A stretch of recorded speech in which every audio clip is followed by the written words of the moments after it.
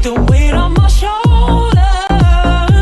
I feel the sky come down on me, and I can't hold it much longer. Gotta let go so I can be free. Yeah, yeah. Oh, yeah. Yeah, yeah. Oh, FG Live All-Star Takeover continues from Seattle. Scott Braun, AJ Pierzynski, Erik Kratz, Jason Kipnis. Is my voice a little deeper? It's not deeper. It's craggly. Scratchier. Yeah. Scratchier? Yeah. It's How's this? scratching. How's this? I mean, say it with your chest. Welcome, everyone. We continue our coverage here in Seattle. We're live for hours today. Hello to the stadium fam. We see you. We hear you. We'll get to some polls later, too. Guest list includes Ryan Dempster joining us soon. There's a couple special guests I can't tell you yet because we're still waiting to see if they're definitely coming. Russ Dorsey, our dude, coming through. Alex Fast, who we had on the show many months ago at this point, does a great job breaking down pitching specifically. He'll join us as well. So many people swinging by. How's everyone feeling? I'm Get some feeling sleep? great. You guys Feel stayed good? out late. I'm great. I feel incredible. I mean, you guys were the ones that were clubbing all night. The MLB Players Party. Yeah. They did a great job. They did. We're at Food the was Players great, House. Thank you for hosting us here. Food was great, and then I left. top You notch. guys stayed for the music. I went back. Jack Harlow and Fat Joe. I stayed for the vibes and just the people. We had great conversations last night. You saw how many people that you know in the game that you played with. Ran Right? into a lot of old friends. It was Yeah. a good time. How many? Name drop some players that were there that you guys talked to. Saw Granderson, Chicago guy who I used to hit with, so that was fun. CeCe was there. Ryan Howard. I didn't see him. He wasn't there. I didn't see Big Piece, no. I thought you guys were talking about him. Or you were just saying, Big Piece. No, he was at the field. He Yeah, I was saw doing him a at the celebrity home home run run derby. oh, at the Derby. Whit Merrifield, I talked to for a while. hit. Plouffe Whit. was there, the John Plouffe. Boy crew. Brandon Morrow. Brandon Morrow. Brandon Morrow. Your Haven't dude, seen him Tuffy in a minute. Ghostwitch. That's Oh, who it I was. saw I couldn't Tuffy remember all the the time. name. Tuffy Brandon Ghostwitch. Morrow. I Yeah. was like, I don't know I who was it is. staring I at mean, I him. know he's a player. You didn't meet Tuffy? When? I talked to Tuffy for a while last night. Yeah. Everybody saw Tuffy. Yeah. I didn't. He was probably trying to avoid you. He told me he didn't like you. Good. I don't even know who he is, so It's that not makes true. us even. He's in your fraternity. He loves I know he's a catcher. Fellow catcher. See, you know who he is. I Don't- mean, don't Come on. Come try on. to be- I don't even know who I mean, he I is. know who he is. I know Yeah. the name. If you have a name like that, He loves you know you. who he is. You're actually his hero.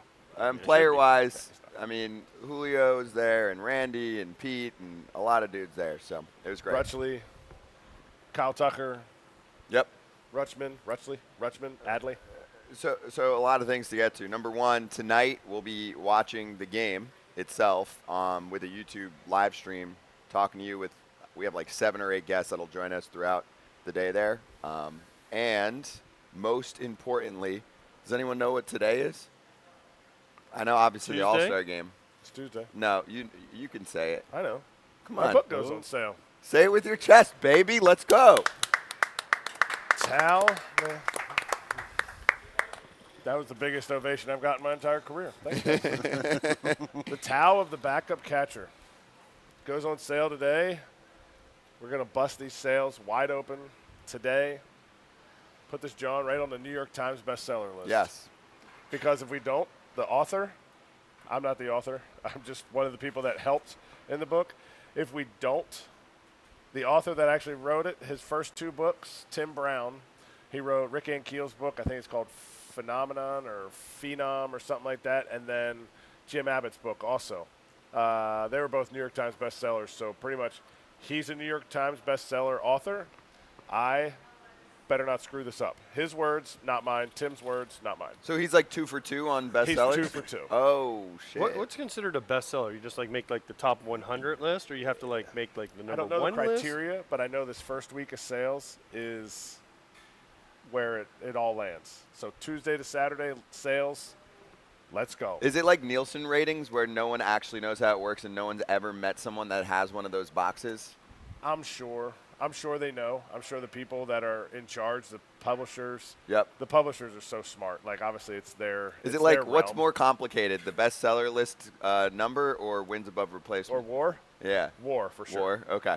Because Got it. they seem locked in. Like, I have like 9 radio and 3 podcasts a day. Tim Brown is doing he literally has 20 that he's doing today, from kids in their basement that are going to probably sell 3 books, and 2 is to their mom and their dad, and to he's going on the Morning Joe on, I think it's MSNBC or something like that, and I get to do something on the MLB Network.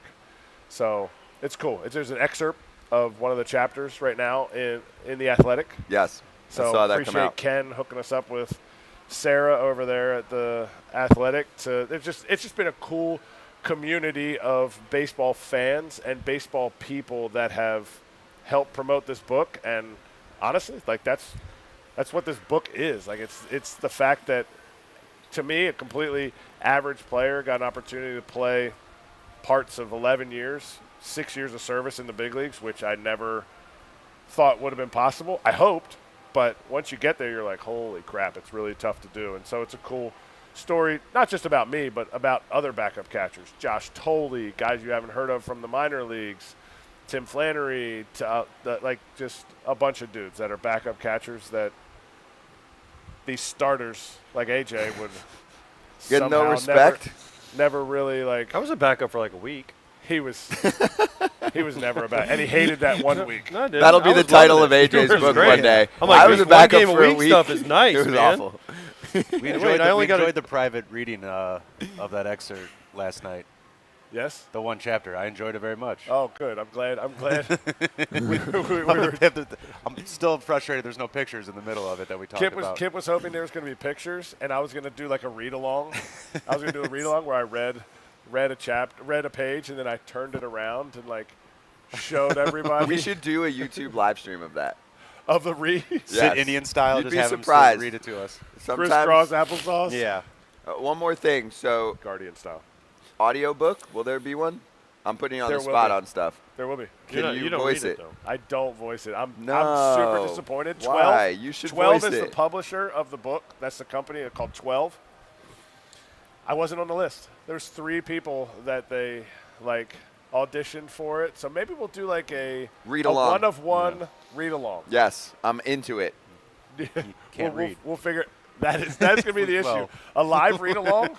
Ay. It's happening. I like Stay it. tuned. I like It'll it. be bad. Okay, so let's charge the damn mound. And also, today's show and tonight as well, all sponsored by Xbox Live. Home Run Derby. Cool. Biggest part that stood out for me, Julio Rodriguez going gangbusters in the first inning, or the first round, with more homers than we've seen in any round in Derby history. 41 of them. I just wish, Kip, that they could carry it over. You got to be exhausted. We were talking about it up there. We were getting tired just watching these guys, but there were tons of cool moments last night. It was a really solid derby. The Adley switching sides is awesome. The Julio's round, the crowd was probably the loudest it was all night. Just where Vlad and them were putting the baseball to. That's what you come to see, though, at a derby. Julio was the show. Yeah. In the first round. And then it kind of petered out because you could tell with Julio's swing, he could, by the next round, he was by the time he got to the end, it was Newspaper. he was, but the thing is, it's such rapid fire, too. There's no breaks. And they get a timeout, but it's not a long enough timeout where you can actually catch your breath. These dudes were exhausted after the first round. I was like, man, we made it through the first round. Oh, wait, we got to do this again? And then we got to do it another time? That's where it catches up to you. It's not the first round. Yeah, the first round, but then you get that break. And that's when everyone just goes.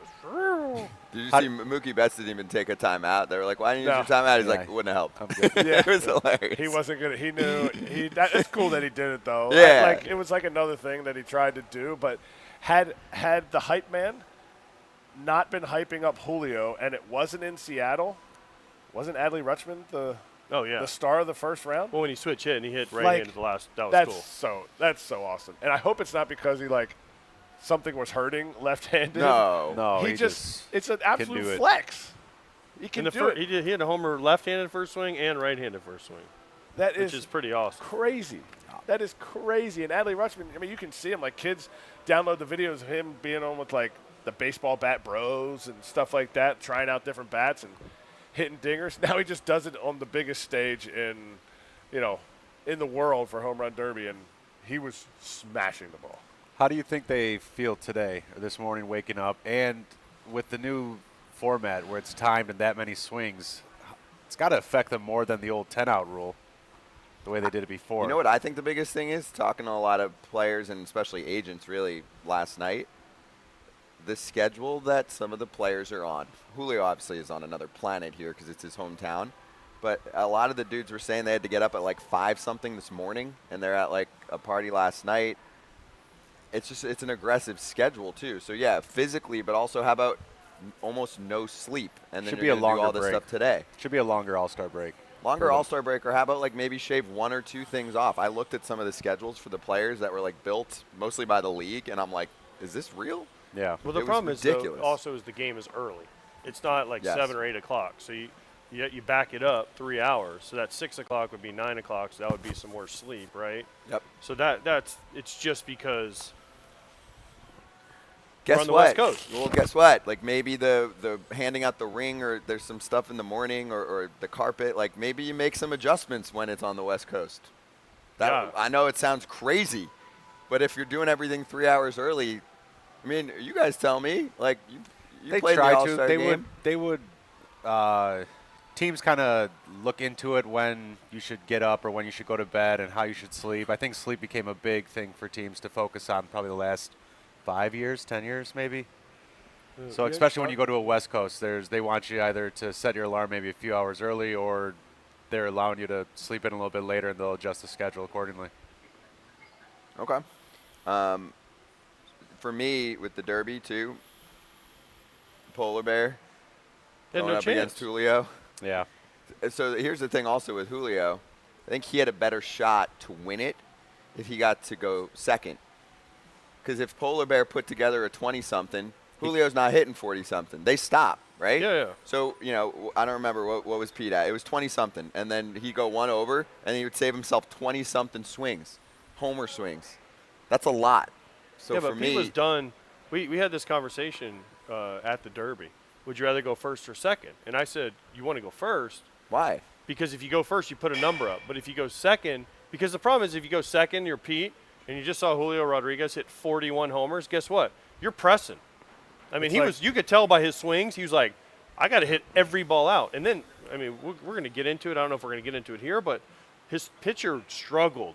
Yeah. His pitcher struggled. Like, Yeah. he was throwing it down and away, and Pete was, like, swinging and missing because he knew he had to swing at every pitch. But some of those pitches, and then you watched Julio's, because we were standing right behind home plate, every pitch was in the same spot. It was like in, a little bit up and in. Every pitch was in the same spot. Boom, boom. And you're just like, oh, he's going to win. Because the pitcher, it comes down to the pitcher a lot of times. Like, can the pitcher work fast enough and throw enough strikes in the same spot? But the pitchers get tired, too. It looked like Pete's pitcher got tired. Pete's too. pitcher also was a replacement.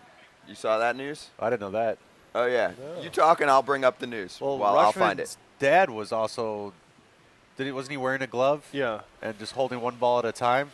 So, like, the other pitchers were holding 3 at a time and would be able to rapid fire while he's just kind of one it off. So, I mean, people don't realize how much those pitchers actually play a part in who wins the Derby. Totally. The Vlad's pitcher, my first roommate, one of our guests early in the season, John Schneider. He puts it right there. He is money. Yeah. Ex-catcher BP. I'm sure AJ's, we've talked about this. You got great BP. Like, he is, but he's been thrown to Vlad for years. He flew in for this. Vlad flew him in on the PJ for this. He's leaving. He's already out to the 6. He's flying back to the 6 right now. It's a good day of work. It's a good day of work, and it's something that does is he, tough. Does he take care of him, though? Yes, he does. Okay. I was going to say. Yeah. I mean, he won, what, $1 million? They've gone way back. Is that what the So pot was? He came up I think through it was $1 million. $1 million isn't it? to the winner. Appreciate That's it. Yes. trying to get all the big guys in then. They're Yeah, trying to. yeah. They're trying. I'll tell you for the Derby. So for Pete, his former Tampa travel ball coach, Mike Friedling, developed a forearm issue and wasn't his pitcher last night. That was the dude he was practicing with at BP. So it was a BP thrower filling in. We watched some of the broadcasts, and we were obviously at the game too, so I couldn't hear everything they were saying. But, hey, that matters. You lost your pitcher. They're just as Totally important. matters. So. Pete was candy popping up every ball. Yep. He was, you never see that. Hey, we're swinging right back on Stadium, and we'll show you a little poll question when we return too.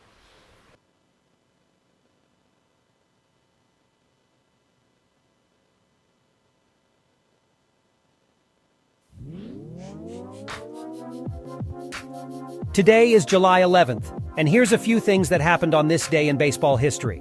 First, we rewind to 1914.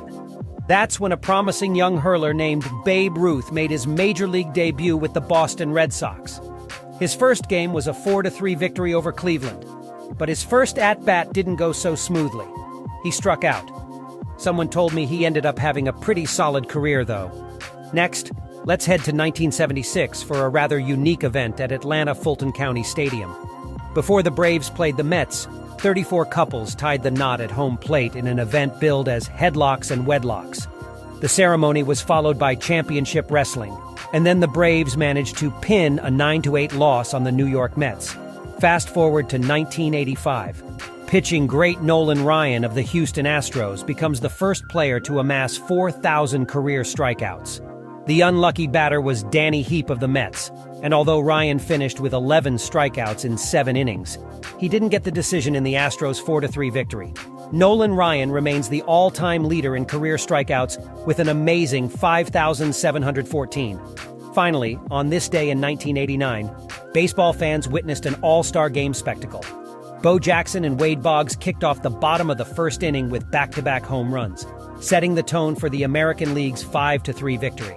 Bo Jackson's performance in the game earned him the All-Star Game's MVP award. And that's it for this day in baseball history. Enjoy the All-Star Game, and we'll be watching live with you on a very special Foul Territory watch party. And now back to Foul Territory.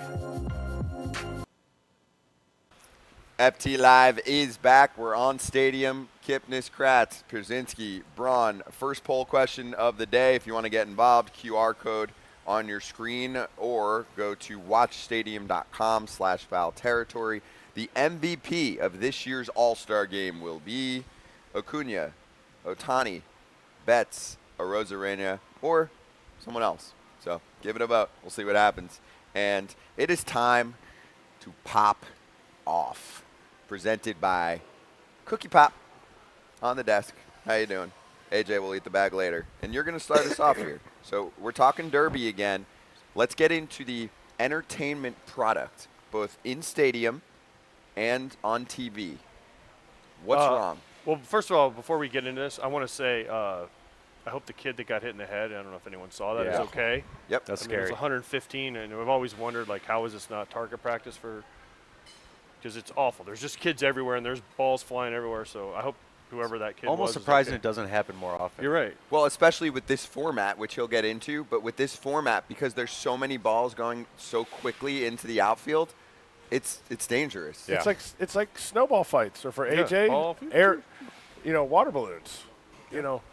Lob it up, and you're like, oh, I got it, and then just buzz one's already another, coming. buzz Another another one's coming. and that's what they're doing. Yeah. It's crazy. And then besides that, now hopefully the kid's okay. Like, Sure. hoping he's fine. It was so hard to follow, and we were there the whole time. I think you guys got there kind of the middle of the first round, but Mark and I were there the whole time. You can't even see a ball land.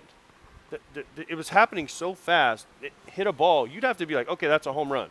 But you can't watch it land because the next swing was happening, and they couldn't keep up on the scoreboard. Or Greg Amsinger, who was doing the MC in the stadium, would say like 12, and Amsinger's like, well, there's 15, and you're like, well, wait, on the scoreboard it says 12. Especially but Luis Roberts. Yeah, and Luis Roberts was like, boom, boom. I mean, it was like fast, swing. So is this a derby, or is this how quickly can your pitcher throw another pitch, and can you get a quick swing and then just keep That's going? what it is. But I can't Is even. it I know speedball? Yes. Both. people were bitching online Yes. because the way it was produced, I don't know if that's the right word, directed. It is. Yeah. Televised, they almost needed like a split screen, like a multiple split screen, and like be like ball one, ball two, ball three, where it ended up, because they would swing, and on TV, there was screens obviously showing the TV broadcast, and you would see a swing, and they try to follow the ball, and then there was already another ball being launched. So there was no way to they used to use the tracer and you could see the ball. But because of the format and it's like, hurry up, I got to get as many swings in 3 minutes, they can't keep up. So it was just a nightmare. There's got to be a better format. I like the time format because it doesn't drag it out as much. But there's got to be a way to figure out a timing where there can be a little bit of a break. Plus, that's also why guys are so exhausted from it. Because 3 minutes, when do you swing 3 straight minutes as hard as you can? Never. I don't know how to do it with timing, but we talked about it yesterday, what our favorite home run derby moments would have been. And it was like Sosa in Milwaukee or something, where you get to watch where it goes. The crowd gets to cheer. There's a moment to appreciate what just happened. Griffey hitting the Utah Street, the brick wall. Like, you get to appreciate how far these guys are hitting the baseballs right there. But like Robert yesterday hits one into the second deck. Before that thing lands, while the kids are on the field watching up there, there's a ball already coming right back. There's two. Yeah, two. By the time that one landed, there was already two more yeah, going out. So it's a little dangerous, and it's hard to follow. So I agree with that. Yeah, at the stadium, I wanted you to go the over 465 so bad for your BetMGM live. Julio, I didn't make it. And so for me, I watched Julio swing, and I loved hearing the crowd, and the MC was really Julio, getting everybody going. All I was able to watch was just the counter, like, that looked like a homer. How far was it? That looked like a homer. I never got to watch the actual apex of it. That's the best part. To me, I think you need targets all over the outfield at these stadiums. See guys hit them. I think you need to have some kind of cool thing where you see the majestic part of the home run, but speed it up. I've got the solution. I haven't seen this anywhere. I have at least a pathway to a better derby right now. 3 minutes is too much. If we want to still have the speed component, let's cut that down to a minute or two. And then you get, say, 3 or 5 swings, whatever it is, right? And those count for way more. So then we get to stop for a sec and admire dudes blasting balls. And maybe on top of that, it's like if you go 450 plus, you get an extra point. Shit like that. There's no rules. It's the derby. It's not like we're going to look back and be like, oh, no, like this record's going to be weird. You know what I'm saying? Like, try a different format with a little bit of time and a little bit of the old school, let's just see dudes hit rockets 500 feet, because that's your hybrid. And then from there, we can decide if maybe we want to get rid of the clock again and try this, because we have the clock for everything else in life. Can we stop seeing the stat lines, too, where it's like Vlad Jr. had more in this round than his dad had in the entire derby when he won? Like, it's a completely different format. Mm-hmm. It's just a useless stat that they You're keep right. throwing All the derby shit, always, when they're like, he did this for the first time with this. Yeah. I'm like, but it changes. Yeah. I don't care about Even that stuff at stadium all. to stadium, it changes. Yes. When Stanton's out there, he's going to hit a ball over 500 feet. Nobody hit one farther than 470, I think, yesterday, 472. Mm-hmm. Didn't Robert hit the farthest one? 470, Yeah. I think he did.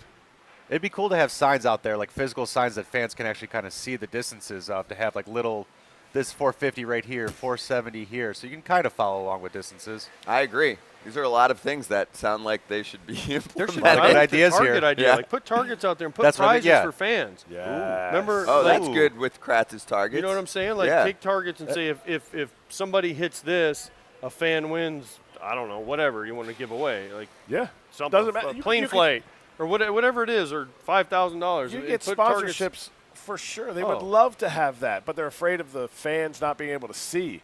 In Norwich, Connecticut, you remember Norwich Navigators? They had a window out in right center, 8th inning of a game, and in the window, it was just a regular standard hung window, and there's a net in there. We used to throw balls at it in BP and everything. Adam Lynn hit one right into it in the 8th inning to put us up by a run. Supposed to be free windows for your entire house. He didn't get the windows. It was only for the home team, they said. Or like the Bull. I hit the fine Bull. print. I hit the In Bull Durham? in Durham. Yeah. I was like, I want my steak. home They team. said only home team. Yeah. But that stuff's cool. People Yeah. know that stuff. And so I think they could have a bunch of stuff. Here's a Aaron- sloppy Joe. Take it or leave it. Aaron Hill won a suit in rookie ball because there was a sign and it had a target on it. And if you hit it off the sign, hit a triple off the sign, win a brand new suit. Rich get richer. So, King County used to have a big glove out in right field. Same thing. It was like if you hit it, you win like $100,000, which in A ball was a huge deal. A guy did it for a visiting team. He's running around the bases going, "I won. I'm rich," and they're like, "Oh, sorry, only the home team." Kentucky, Lexington, Kentucky, they have a Maker's Mark bottle. out in a parking lot. It's like 550 feet away. And they said if you hit it, you get a year's supply of Maker's Mark. I'm like, 550? it is so far away. So who's getting there? Nobody. 550 is not real. You couldn't even hit it from second base. But it was like one of those things. In rookie ball, they also had these milk jugs. I forget what the company was. You hit the milk jug, you get like a month's supply of milk. Which we were like, how much is a month's supply of milk? Is that like a gallon? Like, is that 6 gallons? Crave milk? Is that what it was? I'm trying to think of it. You know what I'm talking about. I'm it trying was to like, remember So it. you get like 20 bucks of milk? Yeah. Wow. Here's a 2-liter. Really going for it. Milk's expensive now. Okay. Yeah, but you think about how many sponsors MLB could get for giveaway this, giveaway that. Chick-fil-A, I mean, long drive, yeah. golf. Yep. I mean, you hit this. It's 500 feet. You hit this target, and make them kind of reachable. Don't put, like, now you Yeah. put one like 550 feet. That's like, you know, you win $1 million. Yeah, something crazy, right? Yeah. But make them cool. Make them so people For the wanna boys. see. For the boys. But not every not f- even for the players. Make it for a fan. Right. So then the fan is invested in the derby. No, I'm thinking about for the boys. Every foul home run, you get a free foul territory shirt. Foul home run. Foul home run. Is there going to be a judge that's going to do that? Yeah, there's umpires down the line. It's like you get a free next year. And All-Star pretty game. soon, like, you know, technology and robots or whatever will take over their job. So that'll be their job. We'll keep you on the field. Let us know when there's a foul ball home run. Just mark it down. We're giving out T-shirts. But I will say, BS, they owe you a steak. They do. Come on, they're better For than that. sure. Hey, visit CookiePopCandyPop.com. Enter code FOULBALL for 20% off. Russ Dorsey is here. I see him. He's joining us next.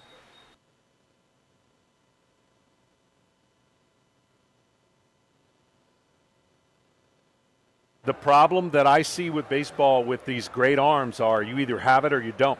And if you don't, they shift you right away to the bullpen. And to me, that is not a valued commodity that you can expect to have under your 6 years of control. You're de-developing greatness is what I call it. So a guy comes up, throws 100, throws 98, has no secondary pitches. There's a role for him. And he's going to eat up 45 to 60 innings, and the next guy's going to do the same thing.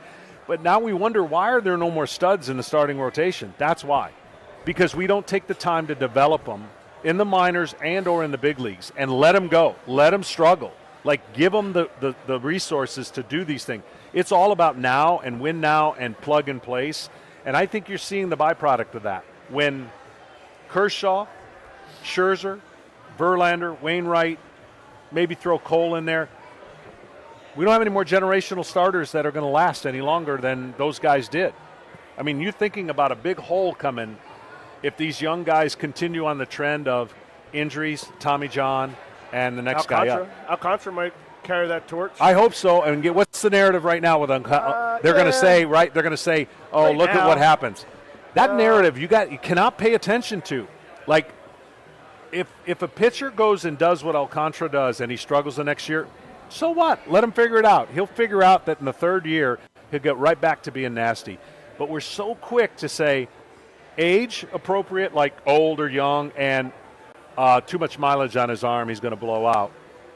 That's a negative impact, and we're just not looking at the reality of how to, I think, treat starting pitching differently. If we want injuries to go down, 100% you got to treat them differently and expect them to do different things.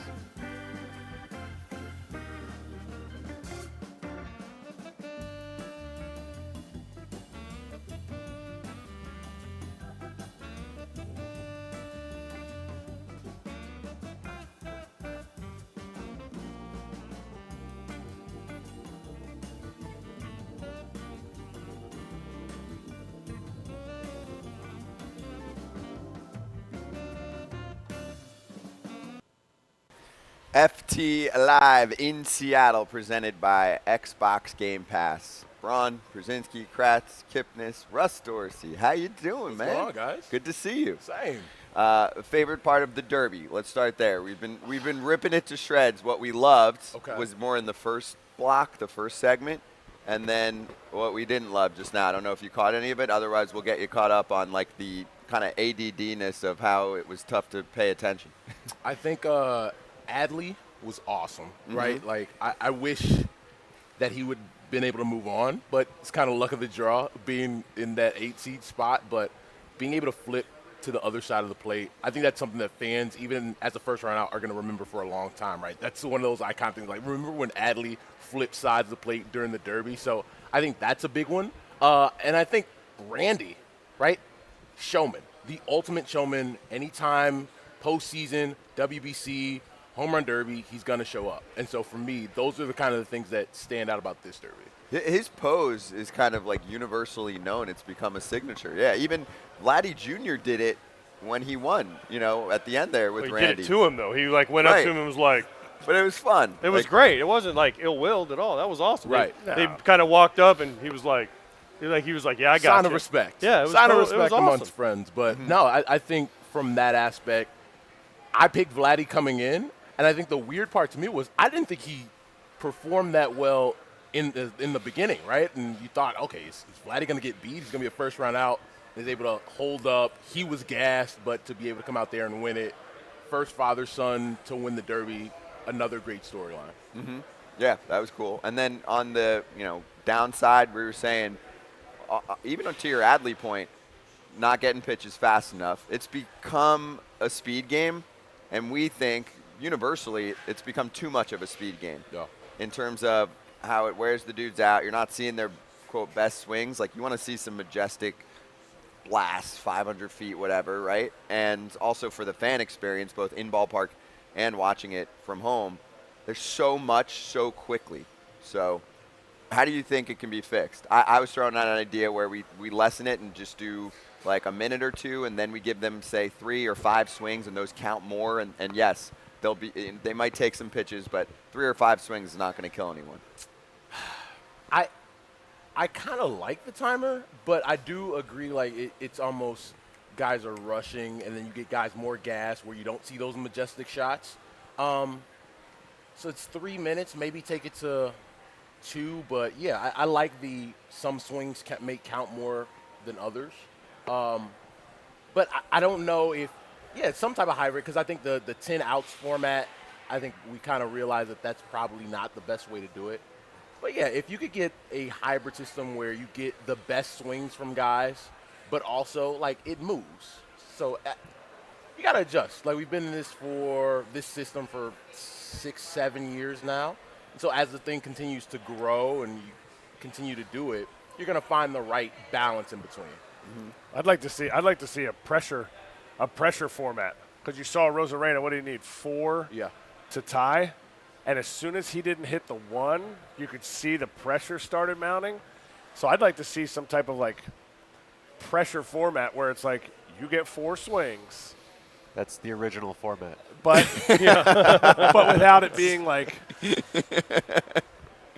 Hear me out. Maybe you can put a limit on how many takes. Hear me out. Hear me out. Right? If you don't hit 10 of them out, we'll call them outs. And you get 10 But it's an outs. entertainment thing. It's an entertainment game that they're putting on right there. So you want to see more home runs. So the You wanna be able to watch time one does work well. AJ, you said you want the fewer takes. Maybe you could limit go back to the 10 outs so you can actually watch the ball. Yeah. But limit the number of takes. Because remember, guys would hit one, and then they take 5 pitches right down the middle. Oh, yeah. And you're like, okay, just swing. It looked like a high school showcase. Come on, And dude. And it puts much more of an emphasis on the guy you have throwing to you, where it's like, hey, man, we can't mess around here. Yeah. I need pitches right here in my spot. I need quality pitches. Right. Right. I don't need you throwing sliders to me. Did you see a was it Garcia's Garcia. dude? Threw Yeah. sliders Yeah. that tried to strike him out Yeah. in the first round. It was I didn't awful. see that. Paint corners. It was way down. Harper's way- dad it was- one year was throwing cutters almost. He always throws cutters. Does he? Okay. Always throws cutters. It's because he's so jacked. He can't move He his. can't extend. He He can't can't get over extend. it. He's like, Was he he's throwing like cutters Mark- in 2018 when he won? Yeah. But that's But if how you're like used that. to it and throws you've it. trained that way or with it, Yeah. Yeah. Yeah. But it's like Pete Alonso's guy, Aaron Myers. He just got signed a contract to be in the Mets bullpen. He was nasty, down and away, just candy pop-ups the whole time. It was He was crazy. trying out for He was trying out for the Mets bullpen. Yeah. And he's in. He's in. Aaron Myers But it just puts made a contract. This format is now a emphasis on the pitcher Yeah. more than ever. Yeah. Because they have to not only throw it perfect, they have to throw it. it's like Yeah. rapid, as fast as I can get the ball and throw it, right? It is rapid fire as it gets. And that's not what it's supposed to be. It's supposed to be let everyone see what's happening, let everybody watch the ball and not hurry up. And I don't know. There's got to be a better way. I don't know what it is. We talked about putting targets in the outfield for sponsors, right? Yeah. And putting signs, this is how far it is. But then you're going to lose seats, and Major League Baseball wants everyone in the park. So it's like, let's maybe have fans hold up signs, moving targets or something. How about something like that? How about you are the designated? There's 10 designated fans. You're in your different colored jerseys. You have to run around and try to catch fly balls Counts as more. in the for your player. Yeah. Yeah. And dudes are like in the stands, so you're running through people trying to catch. It's like never going to like happen. Dudes 500. will get hurt. It ain't happening. I mean, it sounds cool, Hey, but it you ain't win- happening. What'd they do? Like you win, like it used to be like the real estate. Yeah, like, you used to win a house. That's what I mean. You'd be hurting people. You'd be diving over seats. I would love to see it. Julio's out there trying to hit to a Mariners fan. Like that's not necessarily They have a like plan to where the guy runs to the right center on like the third swing, and Julio goes that way to deke him. no. He's not playing against. It's like a post him. route. They're play- That's what I'm saying. He's trying to hit it to his guy. I got you. He's like a quarterback with the baseball. I don't know, Russ, maybe you have a better idea because we obviously Our ideas aren't great yet. Just Well, don't we have, obviously just don't don't know have what the we're talking All-Star about. game in Chicago. That's the only thing we can't. With That's you hate. two guys, Hey, man. just you two guys, we can't have that. There's got to be. I mean, there's got to be a better. I mean, everyone is brainstormed the same. Yeah. I'm sure MLB has brainstormed the They haven't. shit out of this thing. They just react. No, they're not.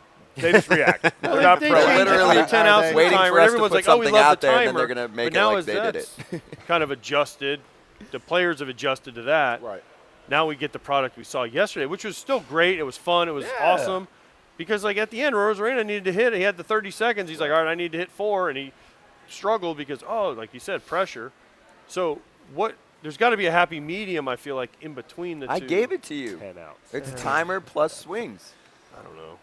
What, you don't like that? Not lucky, but it worked out so well for them the first year or two. Whereas, like, I think Frazier was one of the first years where there were buzzer beaters to advance. There were Harper. at the end, yeah. Yeah. So they're like, this is amazing. This is perfect.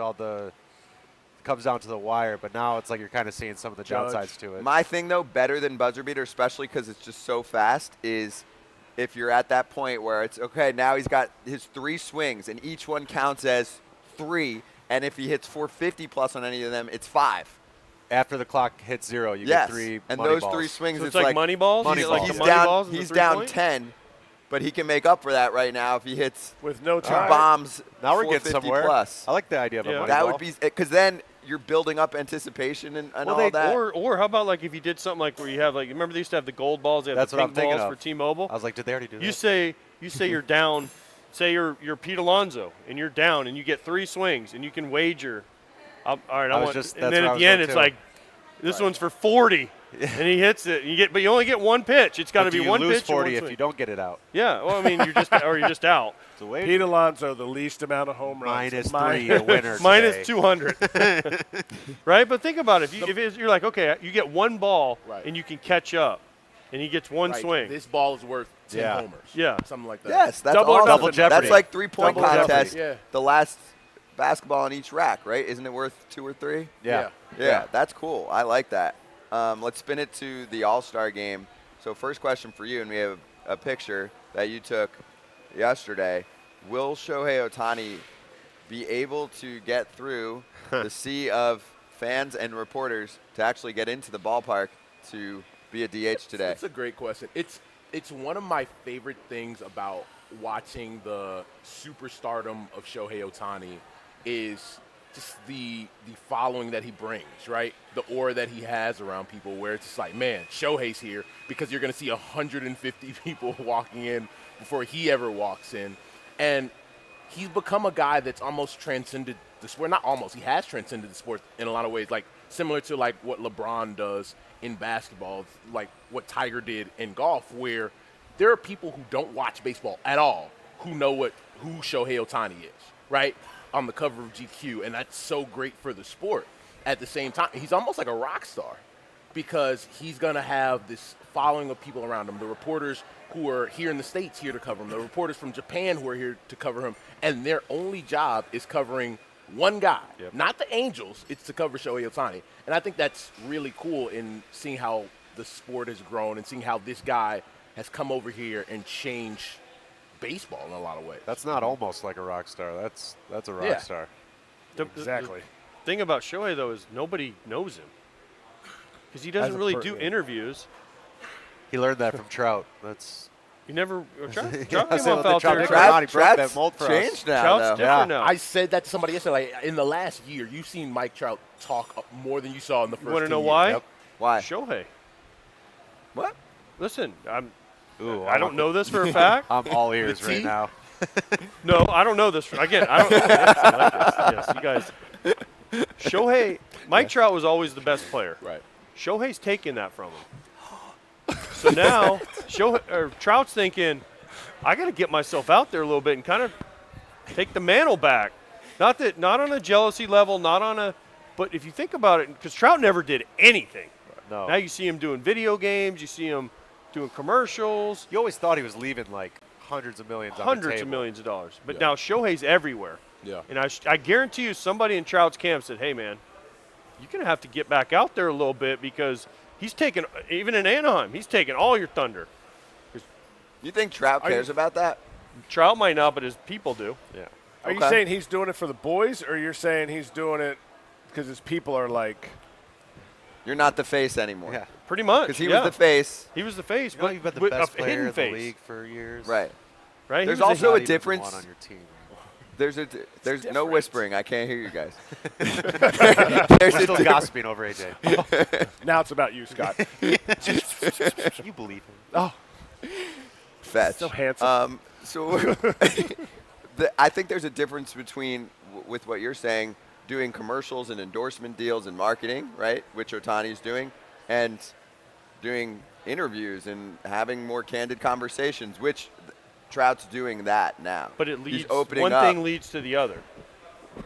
Yes. For me. Yeah, Right? I If agree. he has more candid conversations, more Yes. people are like, oh, man, Mike Trout is not as recluse as we thought he was. He's actually kind of funny, and he does have a personality, which he does. If you've ever talked to him, he actually does.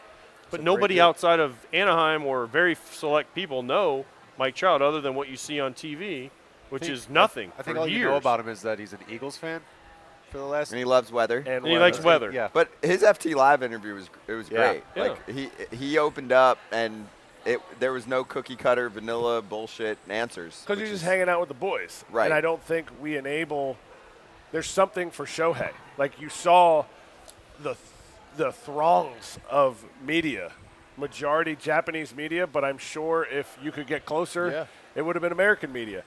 Shohei has something, and that's where I think baseball, not to use a pun, but swings and misses in selling their athletes because we play every single day. It's so much easier to let who you are out.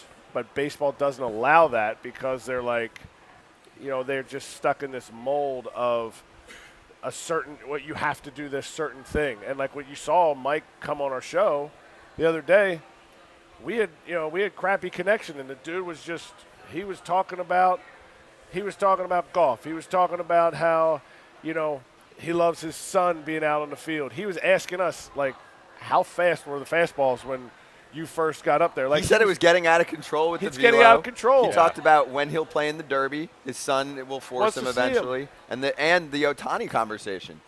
You asked Trout that even last year, like, hey, how are you going to keep Ohtani? Be like, you know, it's on the front office, man. We'll see what they can do. This time he was like, it's on me. I'm talking to him. We got to win. He's going to get paid anyway, so he's looking for wins. Like, he was getting into it. I'm like, let's go. That's what you want. My other thing is I think the modern superstar needs to open up like that. Ohtani's doing something that no one else is doing, but even for Trout, like, you're just an incredible ball player. We want to know more about Good you. for the game.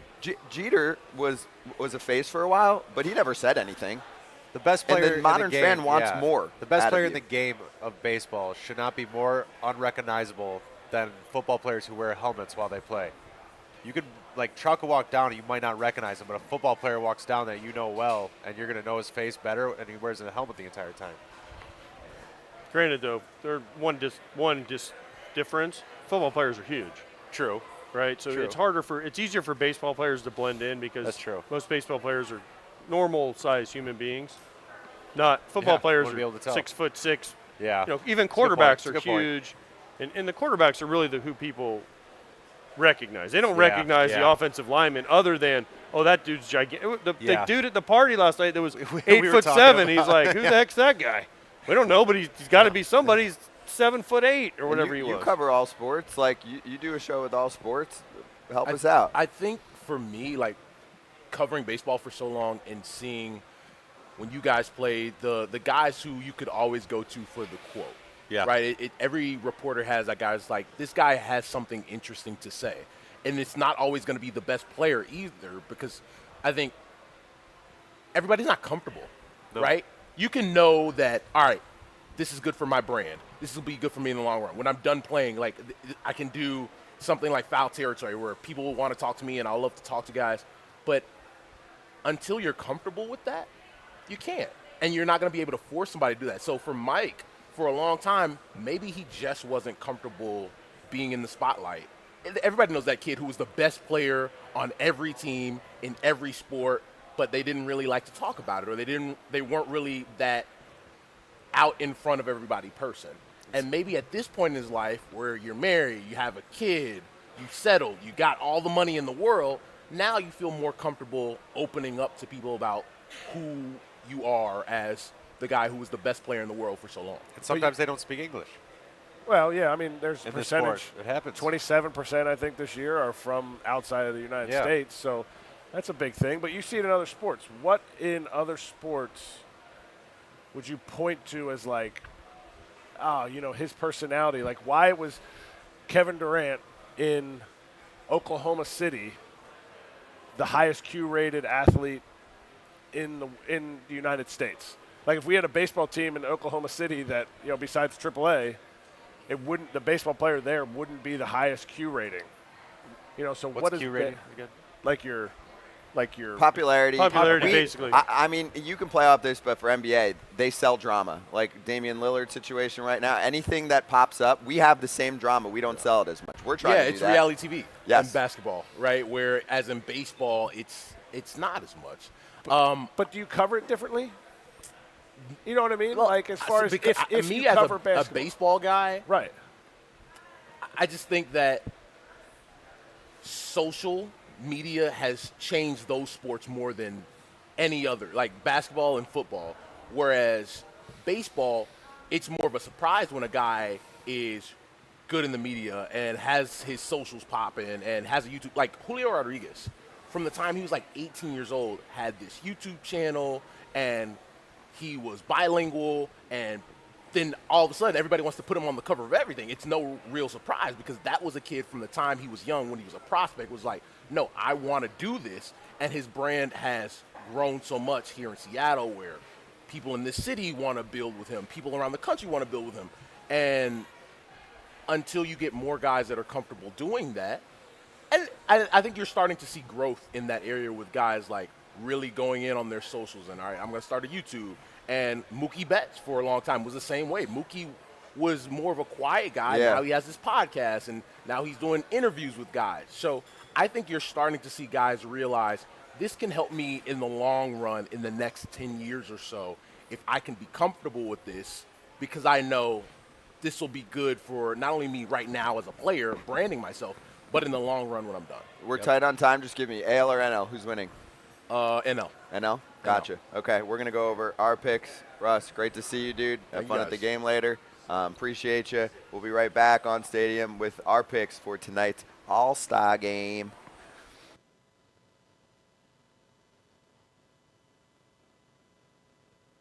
And now, some scenes from yesterday's Home Run Derby.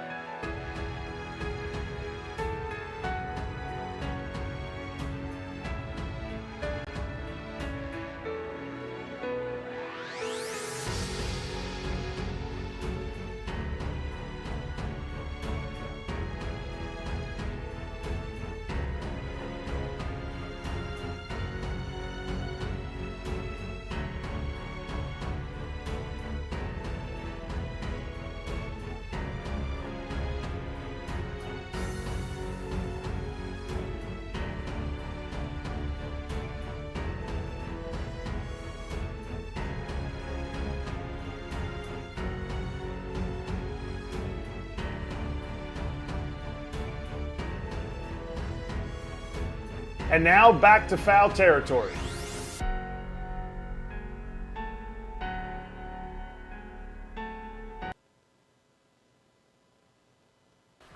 What's good? Back on Stadium. Braun, Pierzynski, Kratz, Kipnis, your Foul Territory live takeover in Seattle as we continue for the next couple hours, finishing up for about 5 minutes here on Stadium. Then we'll flip it over to our Foul Territory YouTube channel for the rest of the day.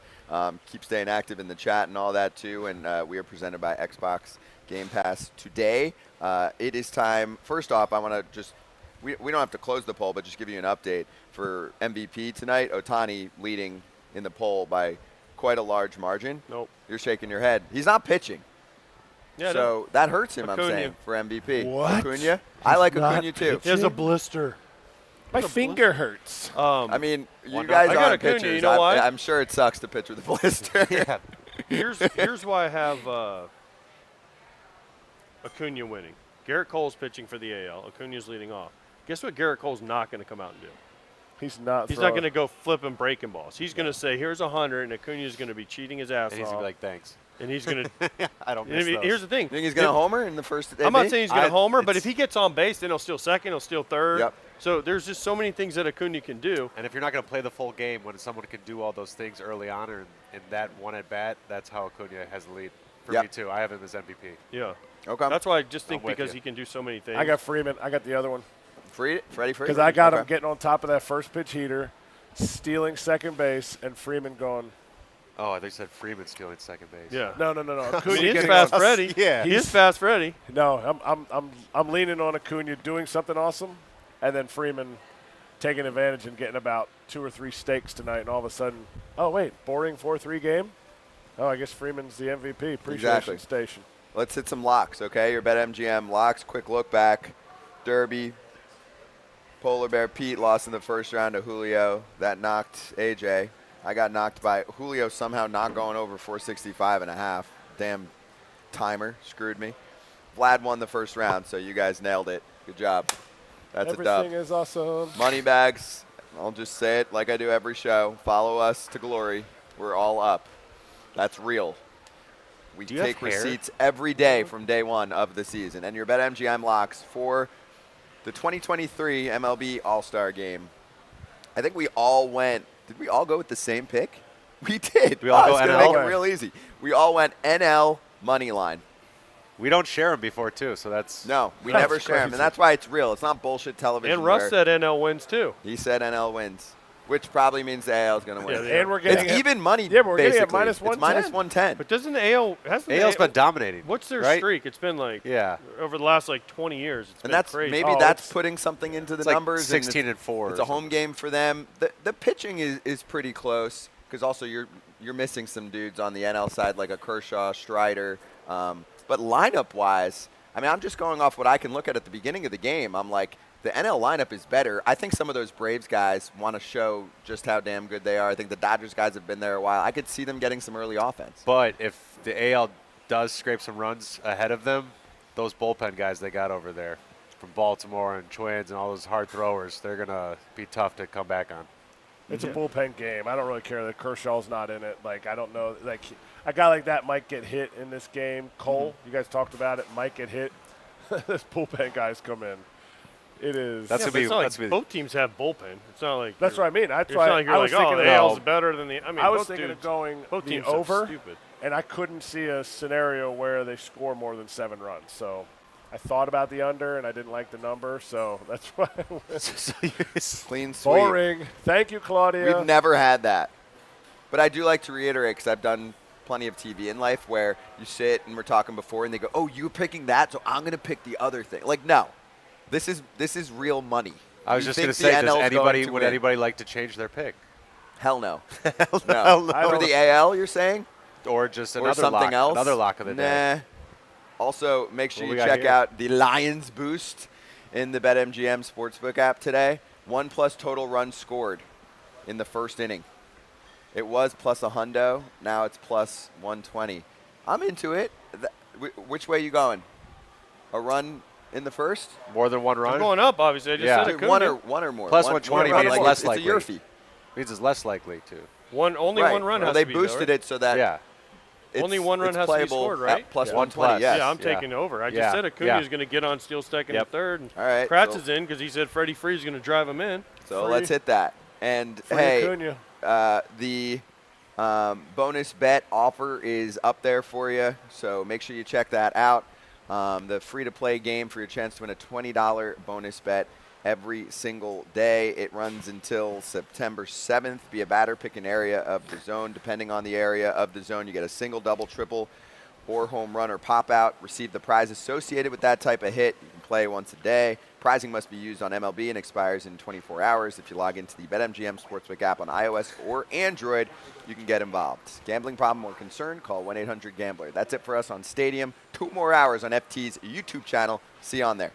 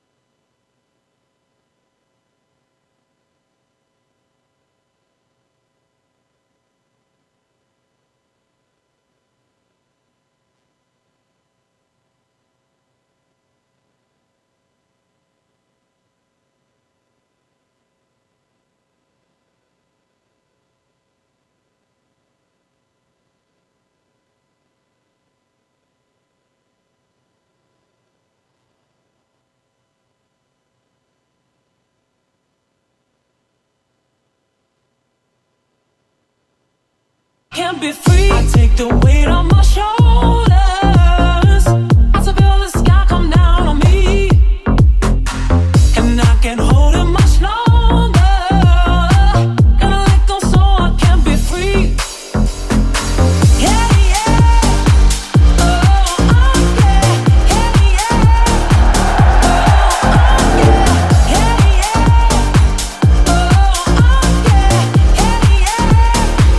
Oh, yeah. It's About Territory's All-Star Takeover live from Seattle, presented by Xbox Game Pass. Braun, Pierzynski, Kratz, Kipnis, and Ryan Dempster joining us now. Yeah. You were an all-star, right? Couple times. You were an all-star, yeah. Kip? Yeah. Sorry Couple about times. 4 times. What about me? You were 4 times? You're not an Triple A, all-star. nice. We don't talk about that here. This is I never big made a league minor. show. I never made a minor league all-star team. Yeah, well, No. that's okay. Grind Good. it out. You were you were too busy making them in the big leagues. Yeah. Yeah, good good. point. Yeah, never spent a lot of time in the minors. And man of many jobs, host of Intentional Talk on MLB Network, analyst on Marquee Sports for the Chicago Cubs, off the mound comedy host, you could call it, right? Yeah, same sort of thing, I guess. Yeah, something like that. Comedy host, late night talk show host. No, you're funnier. You're funnier than them. Well, thanks. It's been a lot of hard work, you know. A lot of improv classes, a lot of Second City, I.O., stand-up. Yeah. Nothing like getting tomatoes thrown at you. That's like, you'll just get faster. You'll get quicker. So, yeah. So At your ducking them, PFPs at are on dodging point them. right now? Yeah, write better jokes, things like that. Do you have a writer? Because Kratz has a writer. You know, Yeah. his book came out today. I don't know if you know that. Really? Hi-yo. Whoa, where did we Tell get the that? backup Where did we catcher. get that? We don't even have one. We don't even have don't one. Yeah, they didn't send We don't have It's one. available in ebook only. It's available on Amazon. Order it for all your friends and all your What's shows. it called? Tao the Backup Catcher. Oh, sweet. Tim Okay. Brown. Yeah, it's I'm a awesome. reader, so I'm in. Yeah. Yeah. I would love to read it, except I don't have a You don't have a copy? You're getting a copy. Relax. Yeah. Did you ever have a catcher that was a prima donna? No, but I played against a few. Yeah. Yeah. Who was the biggest prima donna? that On you my played against? team, biggest prima donna. Wow. From only the catching position. I don't know. That's a good question. What Probably about not for as- any position? Any position? Yeah. I mean, you're going to throw some guys on. You know, like superstars are different beasts, right? Like, because See? we build, Are you we build listening? them up. Are you listening right here? Are you listening to this? You're a product of time. You just stayed out there. Oh, you for almost long. said I grinded. You You almost almost You said I almost let it grinded. slip. You almost let it This is getting even better. You grinded. You're not a grinder. How can you grind and not be a grinder? Explain that. It doesn't. Okay. Yeah. You grinded Stop to interrupting the guest. success. You didn't have to grind. Maybe You that's hit the one home difference, run, you you're not a know? home run hitter. Good point. Boom. It's like there's the grind to survive, and then the grind to just continue to do what you're doing. It's like when his jokes suck up there. He just stays out there and Just he's stay out grinding. there. He's not a grinder. He's just Yeah. grinding through it. I have had like ones. I remember I did a stand-up set in Chicago one time, and my dad was in the front row. He came to watch, and I just was bombing like all night. I would start a joke, and then I didn't get to the punchline, and I'd start another joke, and nobody in the crowd was laughing except my dad. Because he knew it was happening. Like, he'd heard the jokes, and he's like, why aren't you telling the punchline? I don't know what happened. I just got off on a tangent, and, like, it was just weird. So I was grinding up there big time. But you're not a grinder. I know. You're not a grinder. A little bit. A little bit of a grinder. Stay on task. Is that not how the joke telling works though? Like your finishing line, right? Yeah. Like like it's pitch sequencing. Like this is my strikeout pitch Yeah. at the end, and you just Sometimes forgot to somebody go spits there? on the slider, you know? They were Yeah. spitting on my jokes, and I was like, nothing. Huh? It's just that's the tough part about being a comic. I've found through being around guys is crowd reading. You know, you might do a set one night and it slays, and the next night nobody laughs, and you're like, different crowd. Should have went a different direction. Is that the worst feeling ever? You've given up home runs. You've had things happen. No, the worst feeling I ever had was you hitting a home run off me. Well, in that's true. Wrigley There's Field. multiple. There's The worst part of my career. multiple Yeah. home Wait, runs. Oh, What? we're getting there. Oh, Yeah. no, we've already talked about this. Yeah. We're good on What do it. you mean We've you already moved on. talked We've about it? Yeah, we've moved on. moved past it. A lot of We therapy. had a long conversation about this. Yeah. You don't You guys ever move just past brought it up. How many homers have you hit off of it? I know, too. Yeah. Did you ever hit one in the minor leagues? I don't thought think so. maybe in the minor leagues. No, maybe I don't not. think so. was it Let's White rewind it. Sox Cubs? I wasn't in the minor leagues very long. Was No, this that- White Sox he Cubs? said that. I know. I heard Where, him. where were White you playing? Sox Cubs. It was That's what I White mean. I Sox can't really Cubs? remember what Yeah. happened because Yeah. it was so short. It was like Yeah, He hit it, he you doesn't left. understand that. We didn't grind. This is important for the Chicago guys here. So he's beloved by White Sox fans. He's not beloved by Cubs fans, and he's proud of it, and he'll shit on the Cubs whenever he can. Do you feel any of that as a Cubs dude? Like when you meet White Sox fans, are they like, boo, I hate you? Or do you get none of, like, No, AJ actually, is so like he was this or he this? was way more hated than as a White Sox player than I was as a Cubs player going to White Sox. Like, I actually got a lot of this. Like, man, I hate the Cubs, but I like you. And I was like, oh, cool, right on. I don't know why. I don't, I didn't know what it was. I don't Did know you if do it was well against them? hit and miss. I had like some bad games and some bad moments, but I also had some really good moments. That was a fun rivalry, man. It was Like, great. Well, I yeah. told you, that was my favorite. You know, you played Yankees, Red Sox. I played Dodgers, Giants, Cubs, Cards. Because when we were good, remember, both teams were good. Yep. Trying to win. I mean, those 6 games every year, it was a damn Well, and that's circus. hard because like you don't have a lot of like when interleague was just that, right? When it was just kind of the rivals, it was hard. You don't get like a rivalry against a team you only play 6 days, except for the White Sox. It was like. Is it underrated? Is it an underrated rivalry? Like It was at the time. I think it was a tense rivalry. You know, like there was like a When lot both of teams stuff are going good, on. Yeah, when it's a both good one. teams are good, it's just awesome. You know, Ozzy was piping. He hated the Wrigley Field, and there was always this kind of angst. You know, the White Sox players didn't like the fact that we got so much love in the city, and they were at the time. You guys were better than us. You know, That's that was the true. truth. Yeah. Like, Listen, especially 05. Like, it wasn't even the players though. It was there is definitely a inferiority complex for White Sox fans. yeah. 100%. They're like, fuck those guys on the other side, because you would open a newspaper, we'd be in first place by 20 games, and the whole newspaper is Cubs, and we're like, they're not even, they're awful. We're in first place by 20, and then in the little corner they'd be like, White Sox win. And you're 100%. like, you're like, what the? Meanwhile, we took 2 or 3 from the Pirates to jump to 4th. Yeah, it was unbelievable, but it was never. And the fans were nuts. Like, we would have it in the bullpen when I was closing. We would have pools like over/unders on the amount of fights. So we'd have pair of binoculars in the ball bag, and we just sit there and just like In the stands, scan you're in the saying? stands. Yeah. So it'd be like usually it'd be a 3.5 would be the over/under, and then guys would throw in like Dodgers what Giants inning, has to what beat pick that. an inning Was it on when the more? first fight would be. So you have to find the 20 fight bucks in, to confirm it, right? Yeah, you had to find a fight, and then it's like, oh, it's third inning. So and so got Bob Howery picked the third inning. Was it more in day games or more in night games? Fights. Night games. Oh, Well, remember come on. though, they They wouldn't had let the us whole play. day. They wouldn't let us play night No, games that- for a long time. I think that They're was a like, you big can part only of it. play in the day because too many fights. I Yeah. swear. They're like, you have to play at 1 o'clock because if you play at night, they get Everyone's way getting- too liquored up. And then I think the first night game was like a Sunday night game, and it was I mean, Mayhem. WrestleMania. I mean, it was a UFC. Everywhere you look, there was dudes fighting. And Rival people- high schools just renting out sections Yeah. of the upper deck, you know?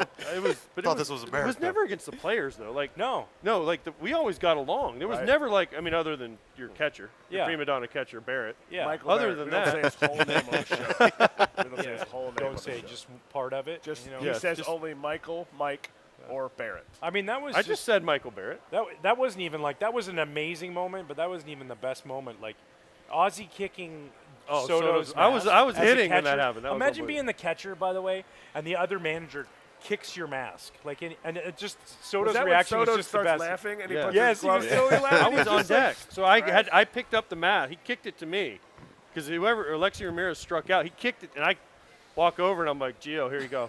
And that's what he's like. You see I remember. me walk up, I'm like, I "Here you go." remember Gio putting his glove, his mitt over his face, laughing about It that. was so That's good. You say like, sorry about my manager here. Yeah, Your pretty mask. much. I'm like, Yeah. I'm terrible. We deal with this every day. You're lucky. He does it to me too. I mean, my favorite moment, I don't know.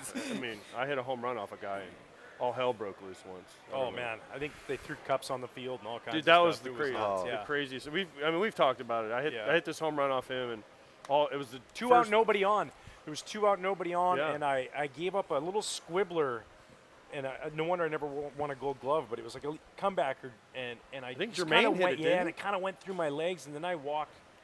Maybe it was Carlos Quentin in front of him, or No, or I think vice it was versa. Ross Glode somewhere was in there, and I was So like, I definitely didn't. I love these sorry, names. Ross. I love these I names didn't walk coming out. Ross Glode. so anyway, I told you the story. Ross, if you're watching right now, I apologize. You're a good hitter, but no. But I I've didn't. told you the story. I was on deck. But no. I've told the story. I was on deck, and that was when the media sat right. They used to sit on the on-deck circle for the last out. And all the White Sox guys, I That'd said, be if I get annoying. up, I'm going to hit a home run. And there was 2 outs, nobody on. They're like, you're not getting up. Don't worry, Dempster's going to close it out, whoever was in front of me. He walks them, and I get up, and I hit it. And that's why if you see me after, I'm not pointing at him or media? anybody. I pointed right at them, and I'm like, I fucking told y'all. And they're like, that was the crazy. And then they threw all the shit on the field. And Yeah.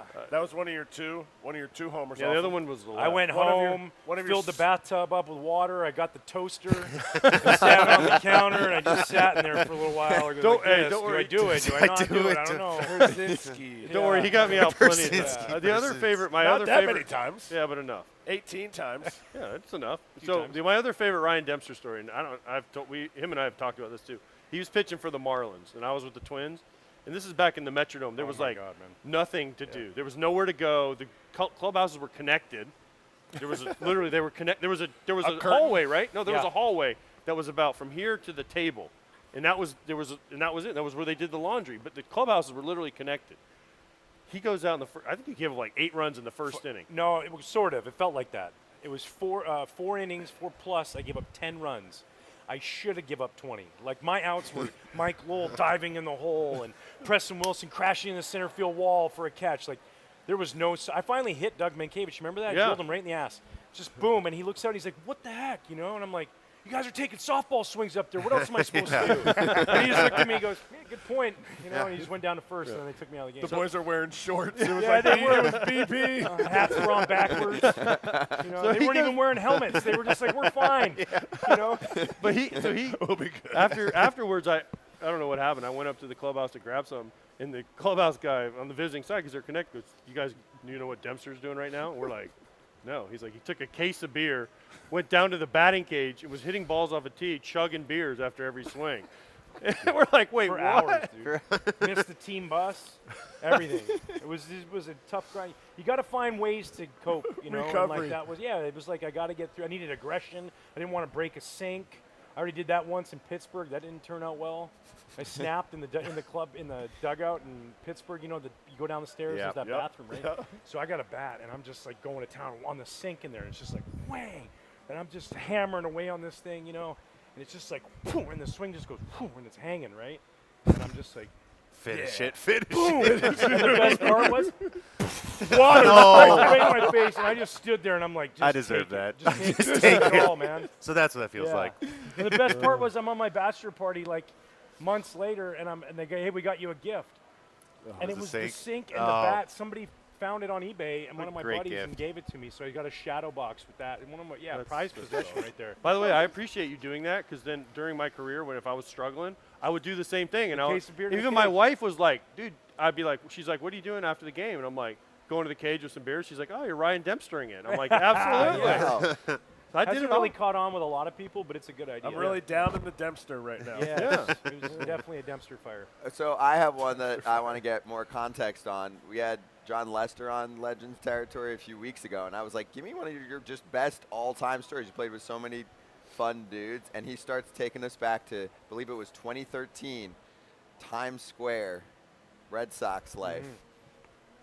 What do you got? Yeah, that was a really, man, what a fun team to be a part of. And, you know, we were kind of like wild a little bit. I think everything that happened in Boston with the bombing early on kind of made us this invincible feeling. So I don't know if you remember, I hit a guy that was with the Yankees, and I got Like a no-name, right? yeah, he played, anyone know he him? played for a while. Middle of the order at that time. Now, that but the guy's name I Yankees- might not say. Yeah, we don't say it. So I know who it is. so already. now Just by you. I got I had death threats. Give me a sec. Give me a sec. Really? Yeah, like legit, full on, like pull aside, like, hey, listen, man, this guy had made death threats against you.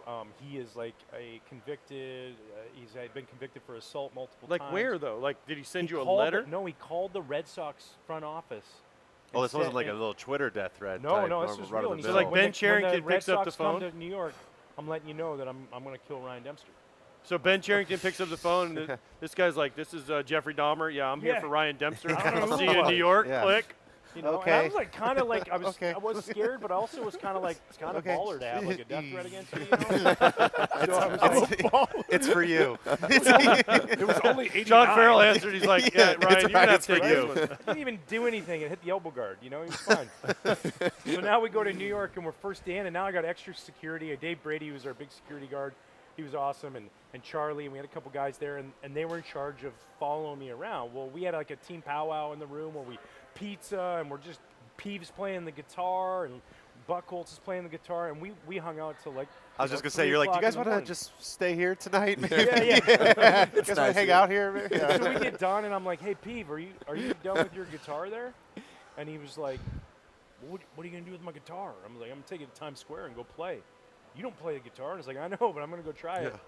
So me and Johnny Gomes and Peeve, and we go to Times Square. Wait, did Peeve have clothes on? Because normally Yeah. he ended up without clothes on Yeah, playing. he the did. guitar. He wasn't Well, the naked it was cowboy just out us in there? there. You know what I mean? Did you put a hat down or We a were- cup down? We already showered earlier in the day, so it was fine. Okay, good. Get some tips. I tried. Did you? Yeah.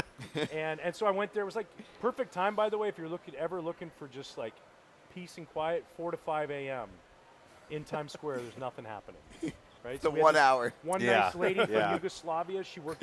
She worked late at night, and she had this window before she came home from work, and then her daughter went to school.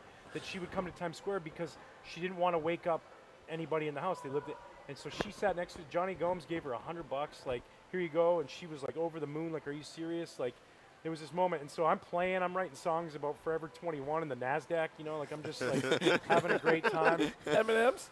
And I got no money. M&M store was there. yep. Delicious. And next day, Dave Brady, you know, he's this big, huge security guard. He's like, "Did you go to Times Square last night?" And I was like, "Yeah." He goes, "You're an idiot. Why'd you do that?" It's the You most got death open threat place. against you. And I was like, "Well, I figured if he's gonna find me, that's I'll see him pretty coming lit at up. least. Yeah, I'm gonna see exactly I'll right. see him Oh, coming. he's not gonna sneak up on me there, you know, unless he's naked cowboy. And then Or I'm like, the- "Hey, what are or you the doing elbow. here, man?" He's in A the lot of elbow respect for costume. that guy, man. Winter, summer, spring, fall, he's out there just in a G-string. I love it. Unclothed. But so we go there and we're playing, and he goes, "Did you get any money?" And I go, "No." He goes, "Well, that's because you can't suck. If you're gonna wear designer jeans, you can't suck playing the guitar. You gotta be good." You know. And I was like, "Oh, great point." So nothing ever came from it, but that was the whole story, and it was Wow. just awesome. Like, you know, Johnny and I just taking it all in. There's only 6 people. Like, think about that. New York City, all those people. There's 10 million people in Manhattan. There was like 6 people in That's fun. all of Times Square. It was kind of like surreal and That's cool. fun. And I remember Johnny looking at me going, "Hey, man, if this is the moment it's going to happen, You're going I got out. your back." There's worse ways to go. I'll drag you out of the street. Yeah. That's incredible. All right, somehow I'll take you to right now. So, what did you like from the Derby last night? Give me some all-star thoughts. What are you observing here? Who have you talked to?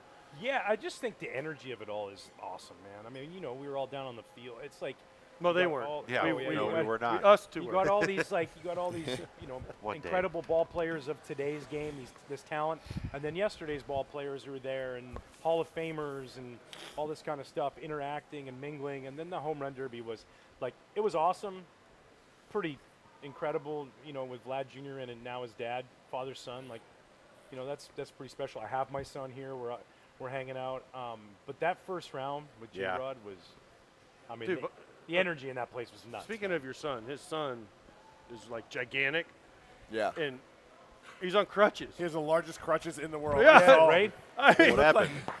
He dislocated his knee. He was boxing with a buddy, and they kind of were going around. He went to go kind of do a move, and the guy came in, and his knee just gave out. Guy gave over top of him, dislocated, tore his MPFL, tore his meniscus, shaved part of his femur off. So like going into your senior year, summer, you're supposed to be like, having fun with your buddies, and he's been laid up. So, last night he was like, Dad, this has just been the coolest day ever, and everybody was so great to him and That's treated awesome. him great. That is So, great. That's awesome. I love that. I love that. And he's going to be super jacked after this. Yeah, his forearms already. He's like, look, I'm like Popeye. It's like, hey, slow your roll, man. He's like, Get out of your bigger than bedroom. before, Get but out of we your got along bedroom. great. Right. Got a ways to go. Come join the family at dinner. All right. We were kicking around. So, Doors open. So first on the No Derby, more locked Demp, doors. because we have a pitch clock in the bigs, and we've had the timer format with the home run derby for a while.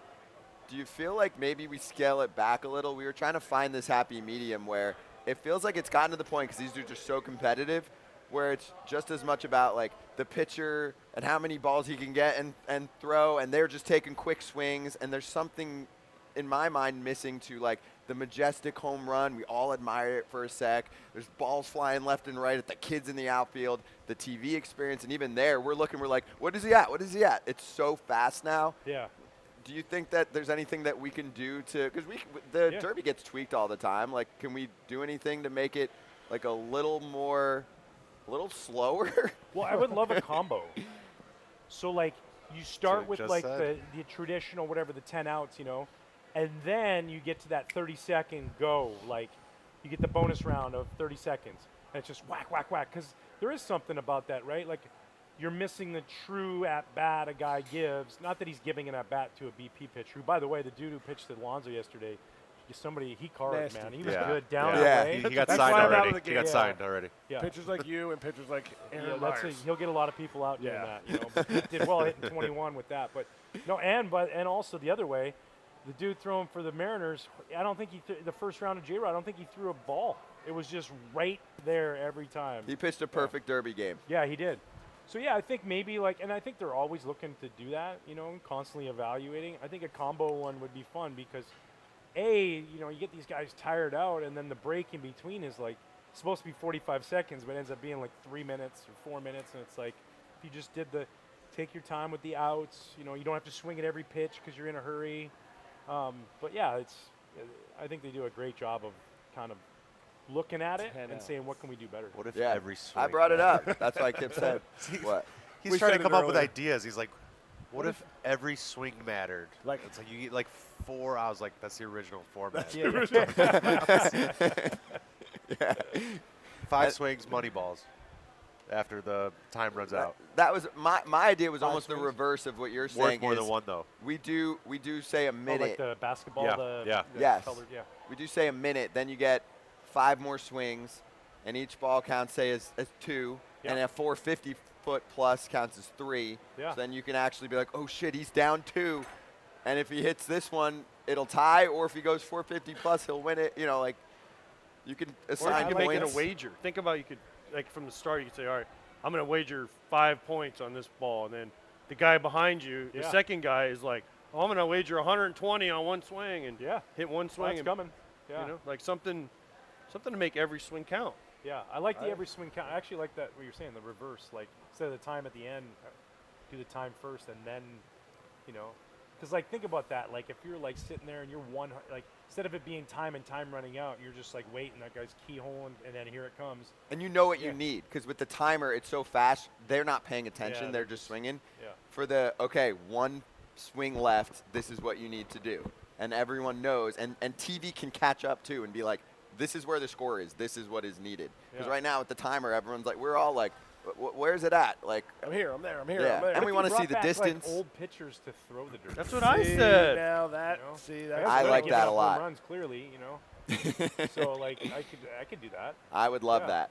Nice and straight at 88. Yeah. Perfect. Yeah. I'm sure Still you're got talking. 88. You me? Yeah. You give me like 6 weeks, 2 months. I got 88.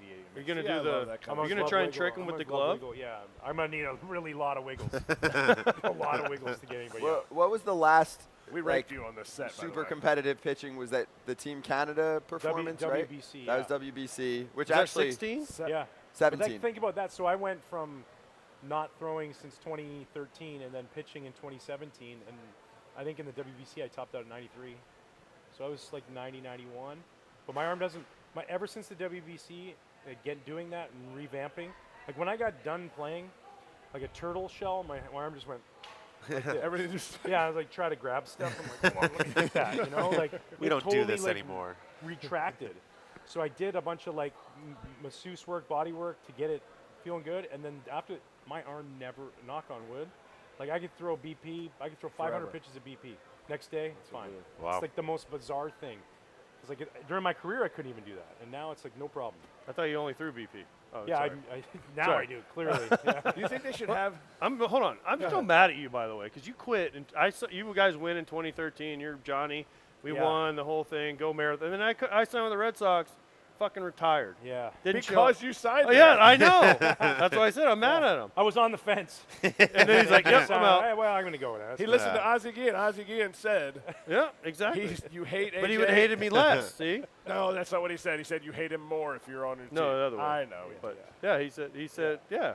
I'm like, all right, we got Dempster, we got Peavy, who I knew, Buchholz, Lester, Lackey. I'm like, yeah, we're gonna be pretty good again. Rossi was still there, Yeah. right? I'm like, Yeah. okay, the team's kind of still intact. Dempster, yep, I quit. Yeah. Well, you knew it wasn't you as a player then. It was just you as a person that he wanted to Yeah, get. I know. Yeah. No, I'm well Yeah, aware exactly yeah. what it was. Like, I figured I got away with one trip to Times Square. That was it. That was I it. mean, You I'm were still good. alive. Yeah. Like I'm. Who was more bitter that season with 14? You or Lackey making the minimum that year? Because that's the year he had to make the league Right, minimum. remember that? Because he had the injury during his 7-year contract. or we had the same agent. Maybe our agent was the most bitter guy. Yeah. And then he got that's why, straight. that's why I love Lack too, though. There was never like, at least publicly or anything like that. Maybe sure in his house, with the door closed, might be pissed. Cool, that's what I signed up for. Yeah, no, Like, he never ever never at one once time. He was never. pissed at the end of every outing. He was, Yeah. He was always yelling in his glove like. He was the asking only to guy stay. all year that year in 2013. The only time that John Farrell, our manager, went to the mound and didn't take the pitcher out was Game 6 of the World Series. And Lack said, "No, you ain't going anywhere. Pal. You can go back to the dugout." He told him, "I'm not coming Yeah, out." you can go back to the dugout. He said, "Yeah." He was like that. Yeah. I told the story with Lester. Yeah, but he was like that on the second mound visit. Yeah. Like they come out and yeah. visit him, and then no, I got John. Like you We have, have to come to out. take The, you the out. rule he still, is, he still was like, "We'll change the rule." and he's like, "Oh, oh," and he's all like mouth breathing. Yeah. Good dude though. He's a good. He's one of those guys that Right, when yeah, I mean, he you wanted the don't know ball. him yet. That's when what you want. You compete against him and you see all like maybe a little bit of the antics and like kind of the fire breathing on the mound. You're like, what is wrong with this guy? Is this guy an asshole? Then you finally get to meet him, and he's top notch, one of the better guys. Well, and like you can take a lot. I hope that a lot of young guys watched him. There was this like mentality. Sometimes we get so caught up in, and especially in today's game because we got something that tells us what pitch to throw on which count. You know, like on 2-1, I got to throw this. He was like, no, let me find out today if you can hit my heater. You know, until you put a good swing, I'm coming. Here we go. Like, let's go. Whereas now, you know, the fastball away and then a cutter and then a sinker and then a curveball and a changeup. And the first batter of the first game Has seen everything. every pitch. Yeah. The guy on deck circle's seen them all, and meanwhile, Lack's like, nope, four-seamer. Oh, he would tell you. Yeah. Lester was the same way. Lester's like, I'm throwing heaters in Yep. until someone shows me something different. And he would just come out and go, throw People 30. didn't realize when Lack, you ever remember this? He'd have the ball, and if you ever saw him go like this and he'd look down, he'd be Yeah. looking at his four-seam grip. I'm like, you know he's throwing a heater right here, and it's coming right down the middle. He was just kind of look down the side and be like, all right. Then he'd get on the mound. And like it was like a total tip, but he didn't care. He's like, yeah, good, I hope they swing. Oh, yeah. No, Yeah, he like- would tell you that. I He wish would do I the same would've thing. picked He'd go, Lackey. Yeah. he'd tell you, I'm throwing all fastballs Yep. until something happens. And he would just, Yeah. and he'd, It's a but he'd good throw, mentality. but he'd It's throw hard it. to hit. but he throw it all over the. Super hard to hit. Yeah. I know, as an 099 hitter, it's not Yeah. easy. I have one more for you. I'm sure you talk about him all the time on all the shows that you do. So I'm going to give you a fake gift. You are now the owner of the Angels. Yeah. What are you doing with Shohei Ohtani over the next 6 to 8 months? Like from a trade perspective, being where the team's at right now and missing guys like Trout and others in the offseason, like what is the game plan? I'm not trading him. Really? Even if they're 6-7 games out by the time we get to the end of the month, not trading him. No, because let's be honest, how many guys get traded and then re-sign? Almost none. Never. But you have to have Aroldis your Chapman. some knowledge that he's not going to resign if you're not progressing at all with talks with him. Yeah, but the problem, like you know this, like the problem is that guys, as you get closer and closer, it becomes harder and harder to say, yeah, I'll do an extension with, 2 months left to go or a month left to go. As you get closer to be able to go out and get in the baseball Tinder world and get to date whatever team you want for a weekend or a week, Swiping. Yeah, Just it's swiping. like, yeah, not you. Ooh, this looks like a good place to go. I want to see what So I just think that I personally want him on my team, so I want to do everything I can to re-sign him. So I want, to keep that relationship going, and then I'm going to press hard. And like my belief is that I would go shorter for more. Like I saw somebody throw out something about 3 for 300. I don't know that's not the number, but like I would prefer to go, 5 for 300, 5 for 250, whatever that annual AAV that they're getting is, cool. But you get these long-term deals out. They're hard. They're really hard. John Lester, the Max Scherzers, those are hard to find. And But pay someone's off, going to do it. Like if he gets, because the Dodgers have tried that. I think they tried it with Harper. Like someone might go, oh, 300, but then another team goes 8,600 or 9,600. I mean, he's going to go to the 600. Yeah, but maybe not. If you make it small enough for enough money, and he can become a free agent again 3 years from now. What would you do if you were him? Which one would you take? The super small, way higher AAV, or double the money and it's where am basically I for the going? rest? I'm going to a winning team. You get to say it. More than likely, you're going to a winning team. That's what I mean. It's like I better be going to a place that's committed to winning. You know, right? And I mean truly committed. And like maybe those are discussions you have where like, hey, listen, if we get it 4 years into this deal and things are still going great, but we need players, can we figure out a way to restructure this so that we can bring in? Because like you're only as good. Like look at it. One time in the history of baseball, a free agent contract of over $200 million has led to a World Series title. Is that right? Scherzer? Max Scherzer. That's it. So that's right? Mookie Betts was an extension. When he went to the Dodgers, that was a trade and an extension. So that doesn't count. A-Rod was an extension. He was a you trade mean a free agent guy you bring he in? didn't win with Texas. It was a trade to the Yankees, and then he they opted out and got an extension. It's never been a free agent. So, like, as a player, as we get older, the only thing we want to do is win. Yeah. Like, you start, at this point, the money that is in the game, if you're smart enough to save it, like, you're going to have money. So then losing sucks. You don't want to come to the ballpark and lose. So if there's some sort of way to have those conversations of, like, before you even sign it, like this isn't going to be something where we can't afford it later because we're paying you $70 million a year, whatever it is. But like this guy, we give him run, you guys give him run, IT gives him run, MLB Network gives him run, ESPN gives. He's not even getting enough run. Yeah. It is ungodly what he does. I know how hard it is to start every fifth day in the big leagues, and then on top of that have to be prepared all those meetings and be ready to hit, and then do them both at elite. Hitter-wise, top, 5 in the game. Pitcher-wise, top 10 in the game. Like, that's crazy, man. To be able to fill both of those spots is unreal. It just doesn't happen. Look at Brendan McKay tried it with Tampa. You got injuries that happen. You got things that come up. This guy is beyond special. Right. It would have been cool if he's just, like, average at both. He is the best, or one of the best at both. Yeah, he's the 1% of the 1% at both. It's crazy, Yes.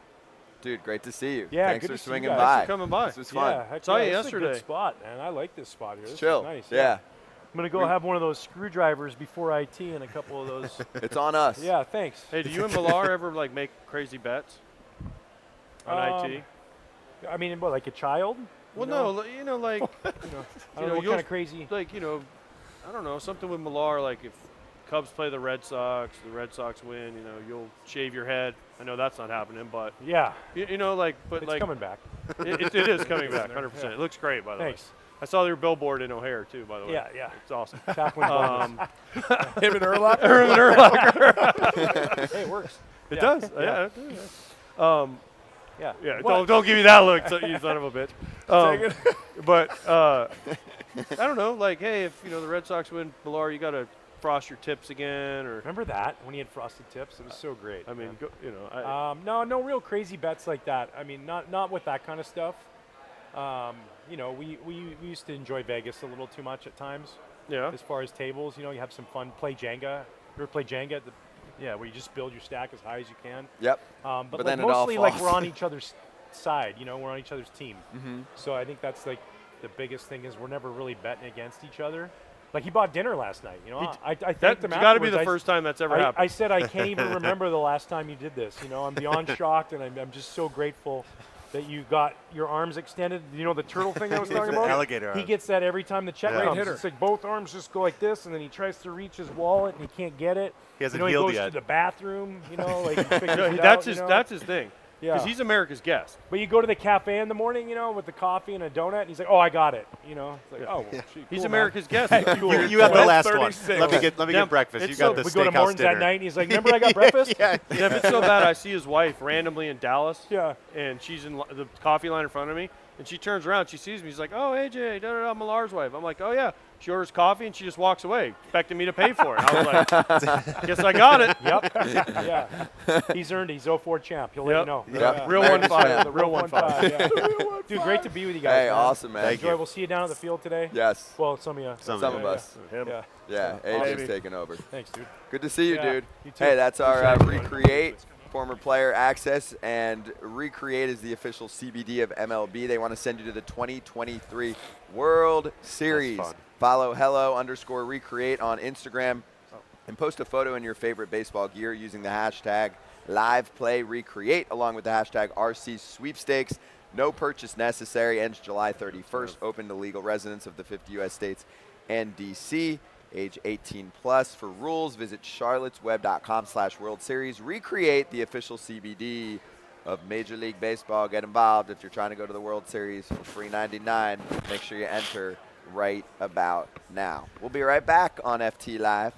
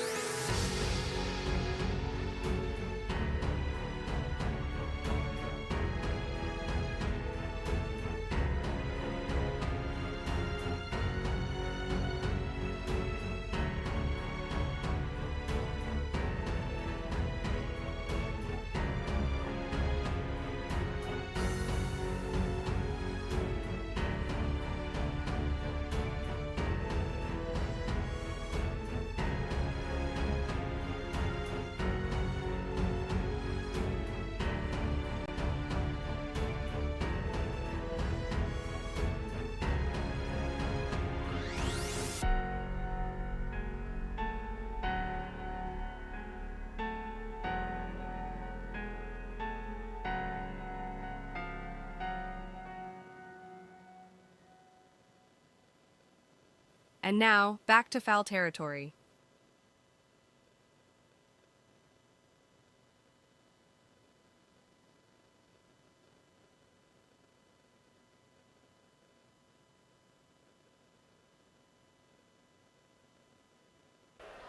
It's FT Live from Seattle at MLB Players House. We are here still for a bit, and then eventually we will go over to Emerald Queen Casino in Tacoma, and we will watch the All-Star Game along with you on YouTube, a little audio feed that you can listen to while you're watching the game. It's going to be cool. We'll have a lot of great guests on there as well, and we are Giveaway City this week as well. So next up, we announced this yesterday.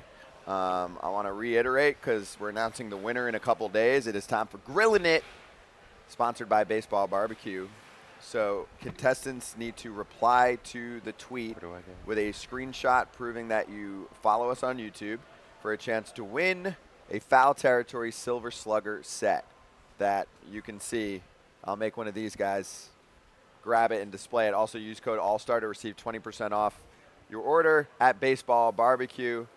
The precision artwork, I can only imagine, like, Kratz is probably the best DIY dude out of us. Like, if they throw, what? If they, who wins in a wood shop? Who can make our FT logo the best? You think you can beat him? If I have the proper tools. Then you think you can do it better than Kratz? I mean, this is like a Can't wood. now. If we had a wood, if this is a wood burning kit, you Yeah. are not even spelling territory right. So you do not win. Why? I mean, I'm not You're not good at ESPN calling spelling. You didn't go to Vladimir college. Guerrero Cuban-born, but I mean, close. Shots fired. That is so. ESPN didn't even know the home run derby was happening. They were looking for dunks. They were looking for LeBron. They were like, "Is LeBron here? He's an all-star." No, this is like legit. Like, to be able to make this, you came to my house. The huge table I have in the basement, I made that with my buddy. My buddy makes this stuff. Like, woodworking stuff is unbelievable. I'm taking this thing home, and I got the one with the troughs in it.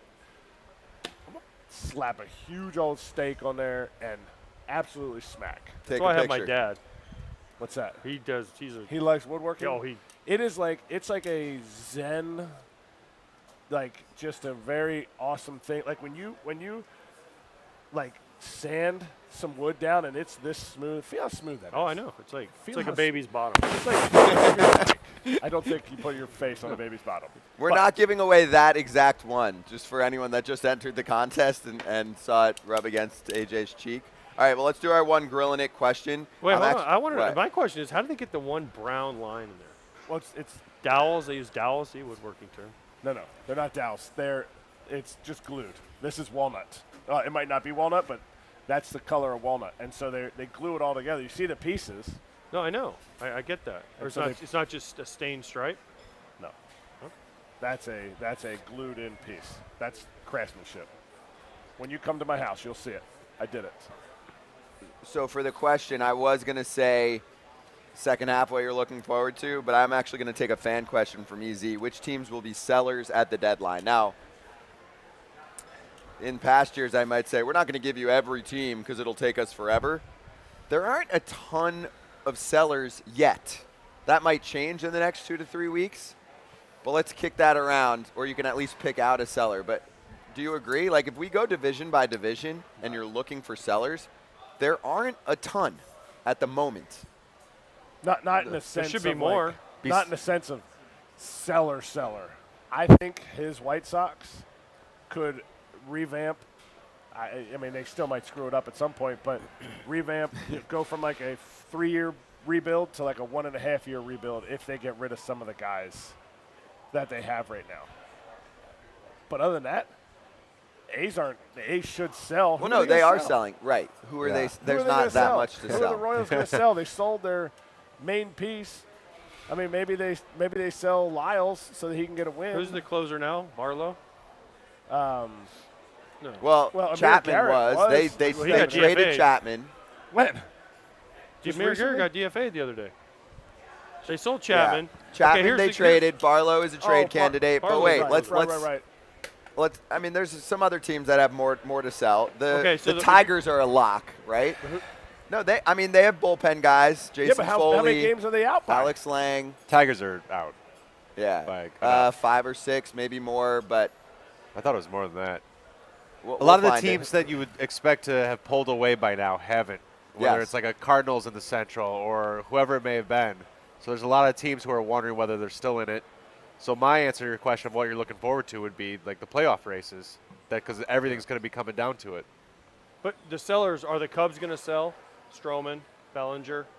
The Cubs are 7 games out in the division now, so I think it's fair to I say say that yes. they should be selling. I say yes. Like, and they know Jed Hoyer's pretty realistic with stuff like that, where he's like, no, we're not making the playoffs. We're 42 and 47. White Sox? Yes. Giolito, Lynn.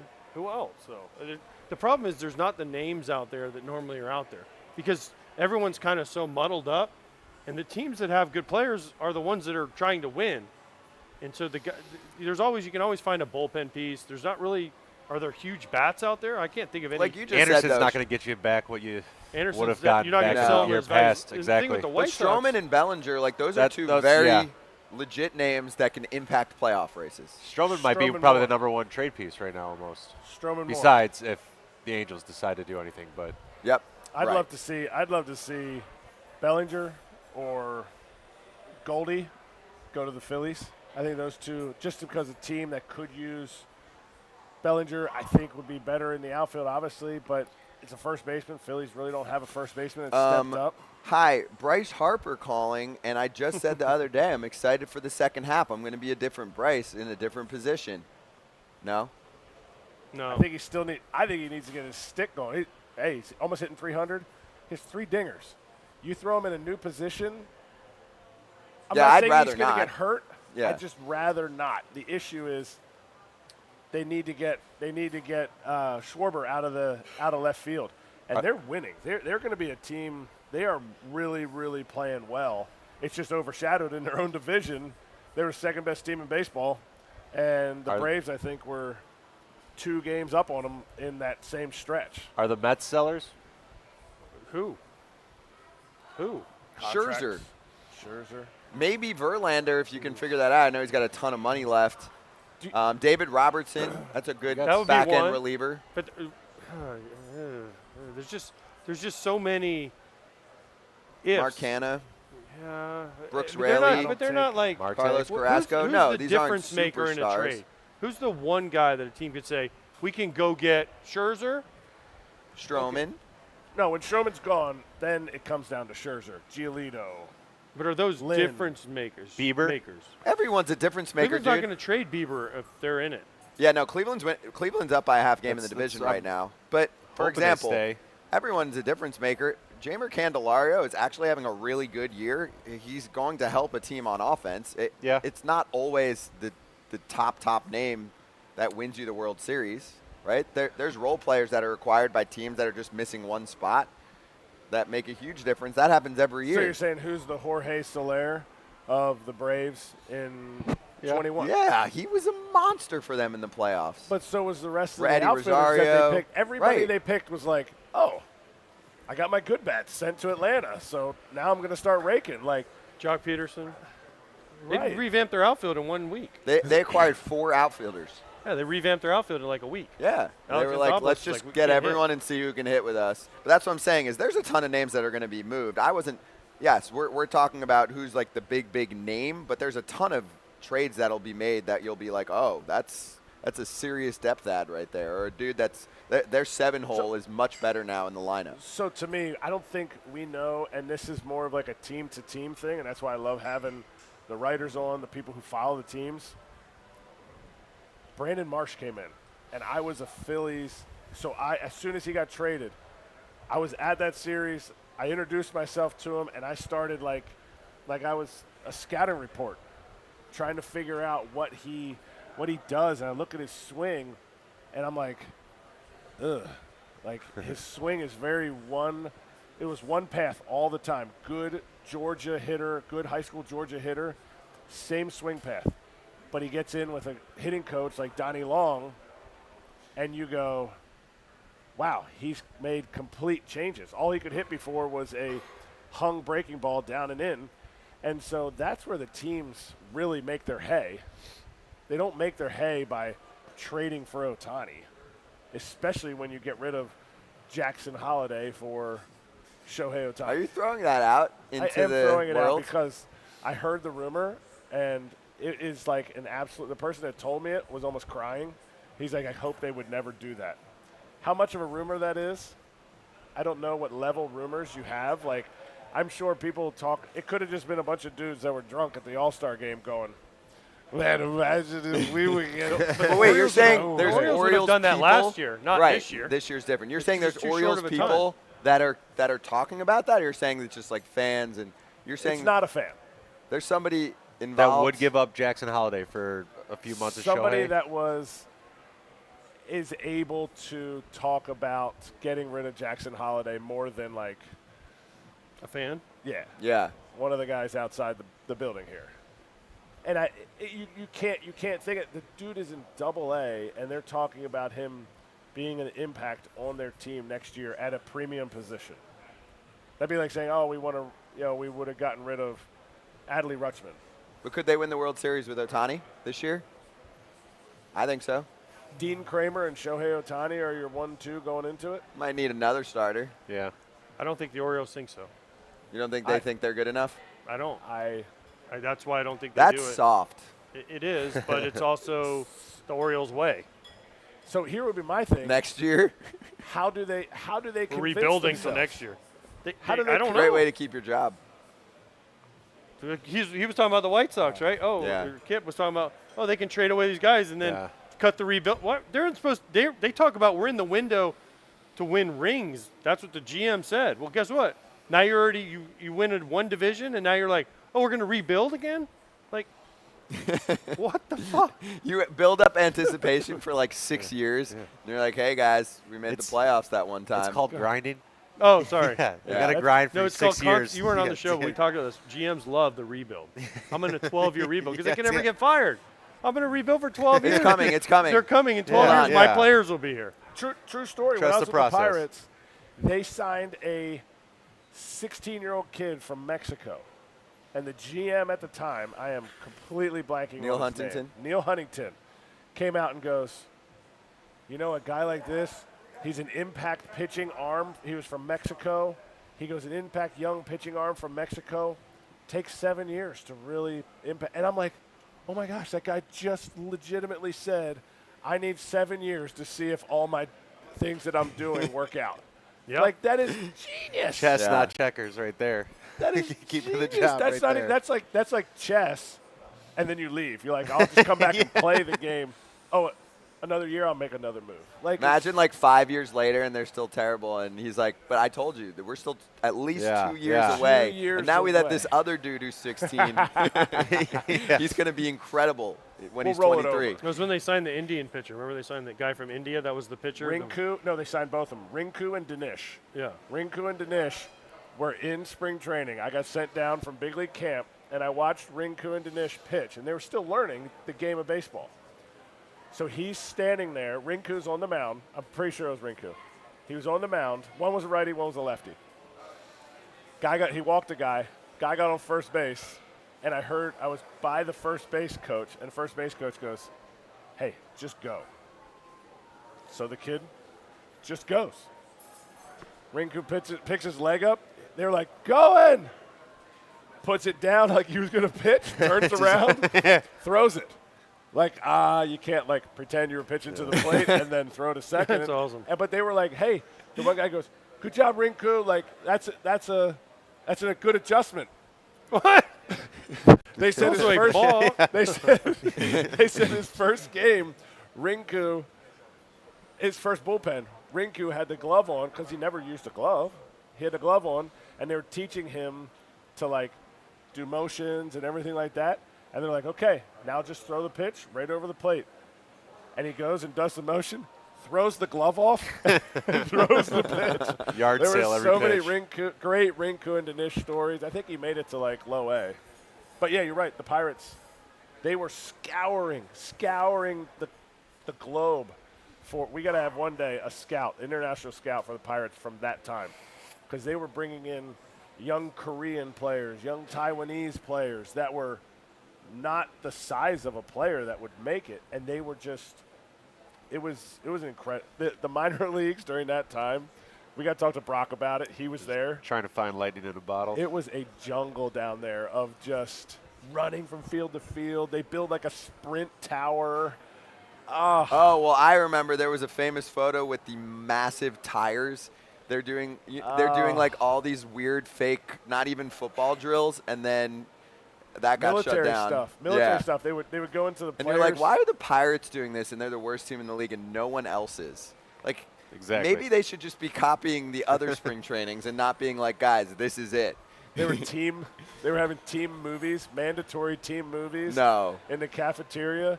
They were having like military, like Navy SEAL training.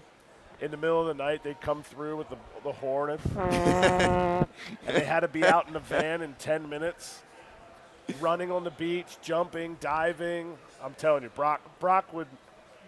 He was living it. He was living in the jungle. Best reality show ever is AJ going through that experience and what he would say. Oh, it'd be one episode. It'd be done. It would be the best episode. This ain't what I signed Pick up up for, the coach. mic, and it would be incredible. And in handcuffs. He'd be like, you own the team, you're fired, you're a fucking idiot. You, the GM, go over to that tire. You'll fall in it, you'll never come back out. Like, he would just go down the line. I came up with the Twins. Now, y'all laugh about this, but the Twins were – no, I mean, they weren't like that. But we had our minor league coordinator was a guy named Larry Corrigan. In my first destructional league I went to, he said destructional league, not instructional. Because he destroyed us all. He destroyed us all, okay? He had first day, and we had all already played a full season, most of us. First day of destruction league, this is how you get dressed. Oh, yeah. And he taught you how to put your socks on, how to put your uniform on, okay? Then if you took the field and you didn't take the field exactly perfect, run back off the field, boys. Take the field again. And he'd do this my constantly. God. We'd be playing another team. He'd stop the game. This is like we're playing the Orioles. He'd be like, nope, left fielder. And he'd walk out to second base and have a conversation with our left fielder during the game. The other team's out there like, it's so hot. Yeah. Just stop. The Pirates would give you a printout of what your locker needed to look like, where your seat needed to be upside down on top of the locker, and if it wasn't like that, $25 fine. Your room had to be a certain way, $25 fine. You had to, there were certain ways that you had to wear, obviously socks up, that kind of thing. I heard the Twins, if you got an extra shirt, you had to pay. They billed you for your extra shirt. The old equipment guy got fired. Can you when imagine? I first that? signed, the old equipment guy got fired because the GM Terry Ryan's like, I need a pair of shorts to go running. He's like, that's $20. They would to the charge GM. You.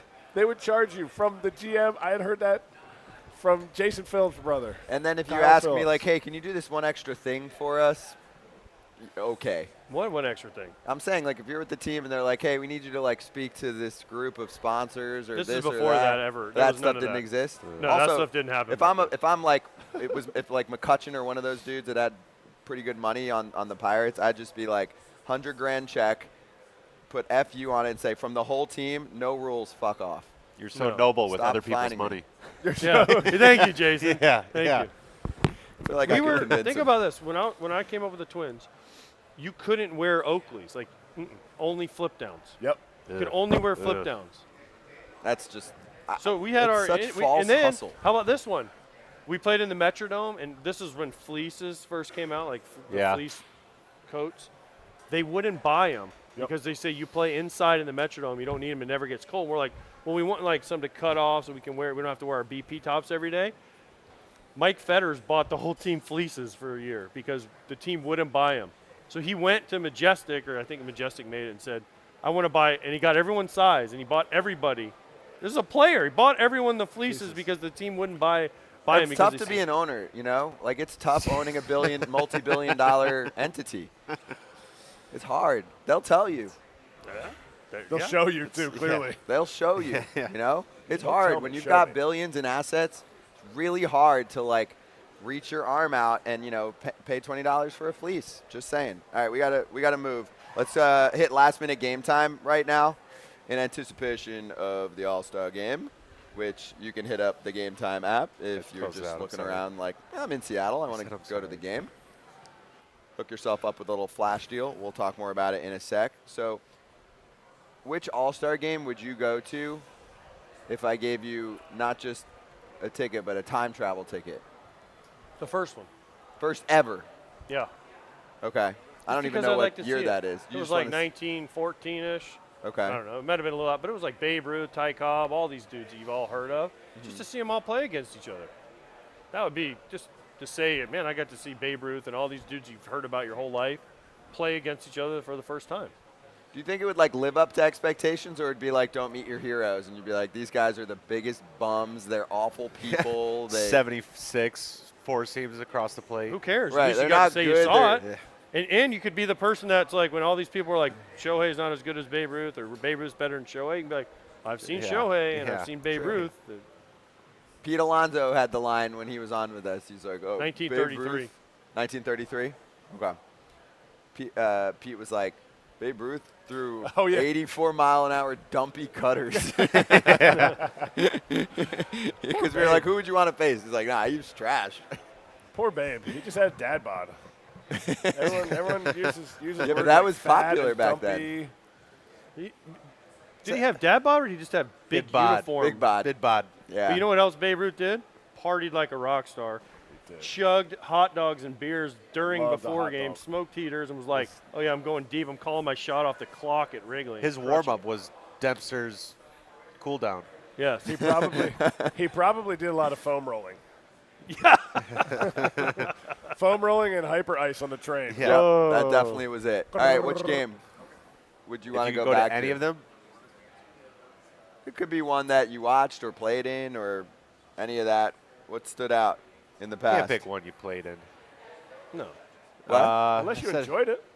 I mean, 99 would be cool with them. They did the whole 100 top I like 100. that. What was the Yeah. year like Torrey robbed Bonds? 02. Was that 02? I can't pick that one. I played in it.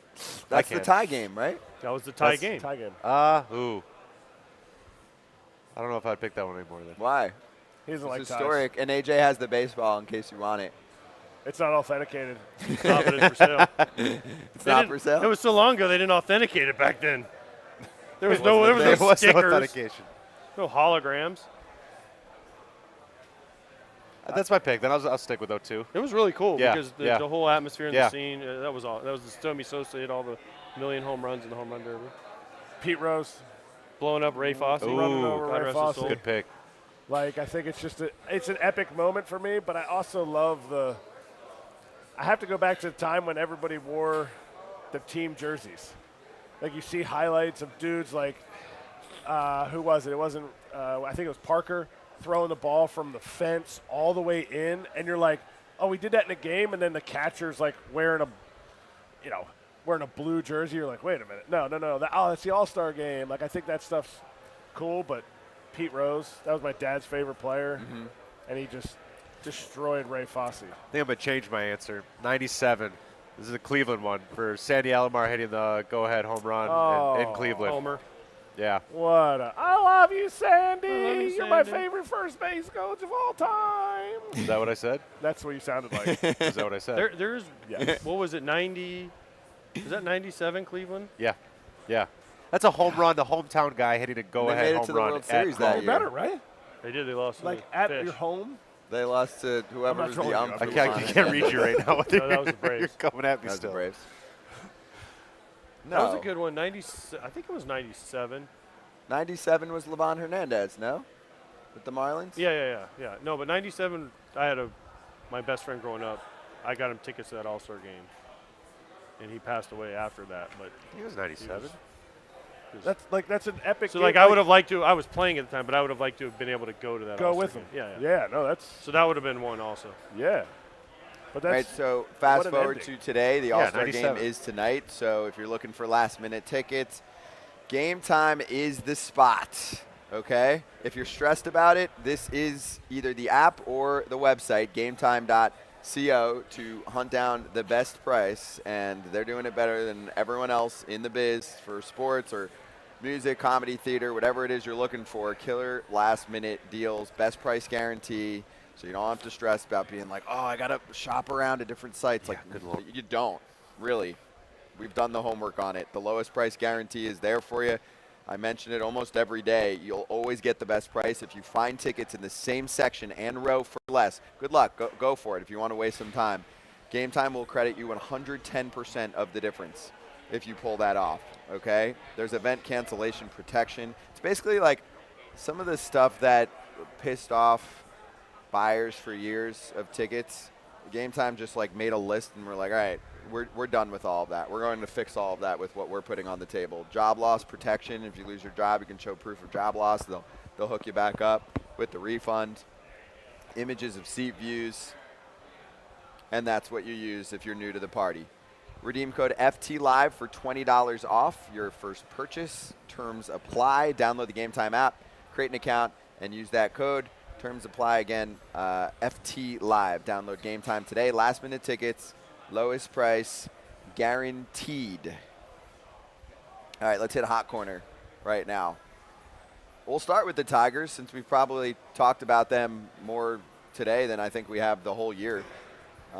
We have their logo changes since 1901, thanks to those hard workers on Reddit. So let's show the advancements. Not yet, but I will show them in just a moment. Do you guys see those, by the way? That's what we're looking at. The one I showed, it's creepy. The which one? The Tiger's creepy. The head, the Tiger The 1927 one? 27 to It's 28. got like weird teeth too, like the teeth. Well, the 1927 one has the eyes like as if it's a mascot helmet. And you got to put your on eyes through it. Yeah, like the eyes are creepy. That's what I'm saying. It's like it's in a daze, but the teeth are what's freaking me out. He looks confused. Here it is. So the one they're talking about, if you're looking right now, is smack in the middle of the screen. Like it looks like if you told me to draw, a tiger, it just doesn't look even like proportionate. Looks like he just told the joke and he's waiting for the crowd to laugh.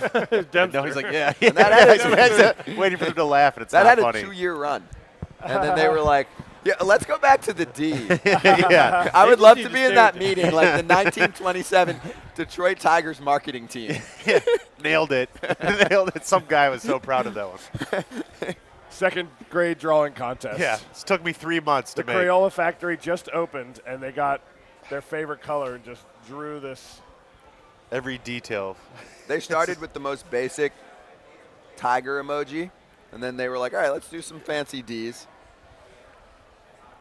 Yeah, I like the D, though. So does Kipnis. I do. I like the D. I like the old English D. You're not, so proud of the same yourself D. for that one. You're so proud of yourself. You are a huge Tigers fan. Don't try to cover it up. Yeah, Stand exactly. by it. Stand by it. It was a good joke. Just stand by it. Got it. But no, it was is a classic. It is a classic logo. Yes, I agree.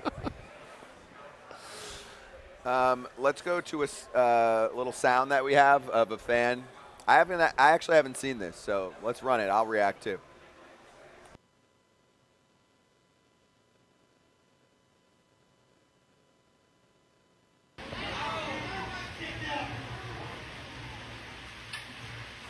Goodbye, sir. Oh, somebody help him. God don't like ugly. Hope he done hurt himself. Somebody help him.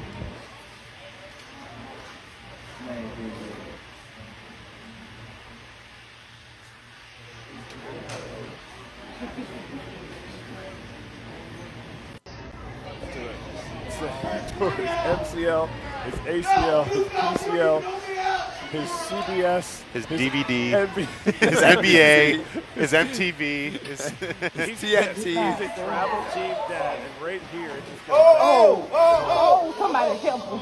And that woman Somebody help him. Gordon says, "Oh, somebody help him!" And she He done hurt himself. he needs some milk. Oh Lord, he needs some help, and she's laughing. She's like, "Oh, I mean, it is." Do you know where that was? It was I've travel never ball, seen- you said? it was something. I mean, I just say travel ball because all the parents were in the shade, so they clearly had been out for way too long. He was pissed, and it looked like his wife was sitting in front of him. And if you watch it, she's like this. Not again. And I don't know where supposedly he had gotten thrown out of the game. And so he was leaving, but still giving his 2 cents. And now he needs double knee replacement. And so I don't know where he was going in such a fervor, but it was ended. And then his wife had to or the woman who was like, ugh, had to get up and kind of look at him like, what am I going to do? Yeah. Damn it, Randy. You did it again, Randy. It's like, the South Park Yeah, episode yeah, where he thank gets you. into fights. And Sharon, I thought this was goes to the America. games Yeah, we're yeah. fighting today, boys. What do you want to do? What do you want to do? Let's spin it back to All-Star. Ron's like, what are you talking about? It's beneath me. Me, I'm Pop blacked culture, out. he's out. Yeah, South Park. Pop culture. No, I know South Park a little. I'm a Family Guy dude more than South Park. That's Stewie and Both. Pete. They're my dudes. Both? Both. Yeah. That's probably my top references to Friends, Family Guy. He has a job. Actually, for a Family Guy reference, Otani, hey, Otani, come to Seattle, hey. Apparently fans were just, he's probably getting this everywhere now, but he's throwing bullpens, and they're just like, instead of giving him shit, they're all like, guys, Otani's coming to the bullpen. Everyone get in your best behavior, and on the count of 3, we love you. Dusty Baker on Ohtani. He's the most talented player I've ever seen in baseball. And this is Ben Verlander with the tweet. He said, when coming from a guy like Dusty, he's played with or managed guys like Hank Aaron and Bonds, to name a few. Quite the statement. So Dusty's recruiting, right? Dusty's trying to manage next year. He's like, Houston, maybe. No chance they spend that kind of money. But he's not wrong, though. I think in terms Dusty, of the talent? I don't know. In terms of the talent, he's not wrong. He's the most talented player we've ever seen, no doubt. Dusty knows baseball. Dusty knows baseball, Yes. but they're comparing him to Hank Aaron and Barry Bonds. I'll take Barry Bonds in the batter's box over Shohei Ohtani any day of the week. Yep. But Barry Bonds didn't pitch. Nope. So you're like, that's where Ohtani automatically wins every argument. Is not only does he hit and he hits homers, but he also pitches. So you're like, he automatically wins every fight you could ever come up with. Bonds' ERA is lower. True. What'd you say? Bonds' ERA is lower. But it's not.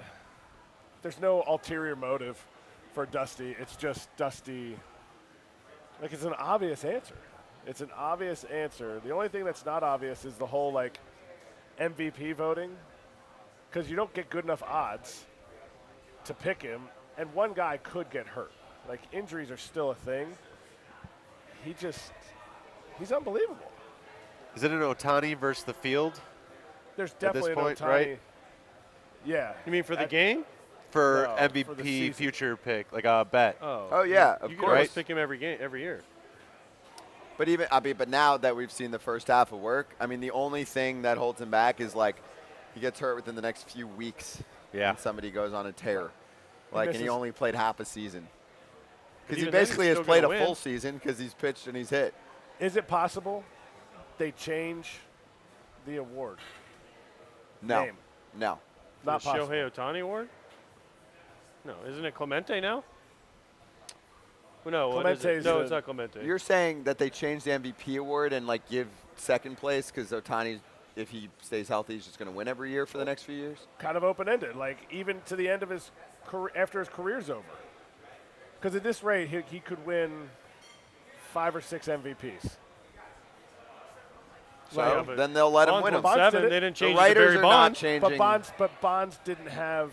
But Bonds didn't have. Didn't the have same- what? Bonds didn't have what? Yeah. I was going to say the media rapport, but I guess Ohtani doesn't either. So I guess that's a null. Yeah, it doesn't matter. I don't know. I want to show you. So Kodai Senga, one of the late additions to the All-Star roster, has the Ghost Fork. He's actually really fun to cover. Actually, Kodai is much more available. He's really plays to the crowd from day one. He's got the Ghost Fork glove. He's really funny on interviews. He is also recruiting Shohei Ohtani. Any plans to recruit him here? 勧誘するありますか？ちょっとこの帽子かぶせてきますじゃあ今から。I'm gonna go put this hat on him right now. Any plans to recruit him here? 勧誘するありますか？ちょっとこの帽子かぶせてきますじゃあ今から。I'm gonna go put this hat on him right now. It's just a good opportunity for him to be there and spend a little time with Shohei. Why not? Did you guys ever play winter ball? No. We weren't grinders. If you were a catcher, you could have learned. You could have learned a lot down there. Some of us were You tired didn't from the need to. season. You were tired from playing. There is a thing though, and everyone always tries to dissect like what a player like him is thinking when he's going to make a decision in the offseason. But when the first go around happened with Ohtani sweepstakes, some people were like, he doesn't want to go to a team that already has a Japanese star.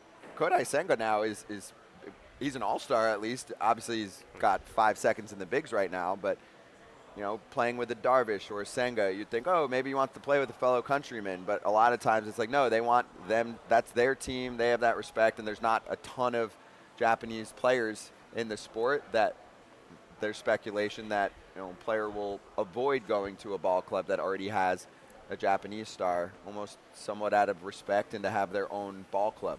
It's, to me, though, it would be less of a lonely feeling, and maybe that doesn't matter. Maybe you have hordes of Japanese media following you. But they're not your friends. They're not your friends. So that's what I'm saying. You have something. That's why I was going to bring up winter ball. When you would play against, everybody makes fun of Latino players in the minor leagues because it's like, oh, yeah, I know you. You don't really know them. It's just somebody that you can connect with and be like, oh, you're from Santiago. Oh, yeah, my mom lived in Santiago for a little bit. It's just like when you go to winter ball as an American player, yeah, you're playing against guys. I didn't know any of the guys that I was playing with that were Americans.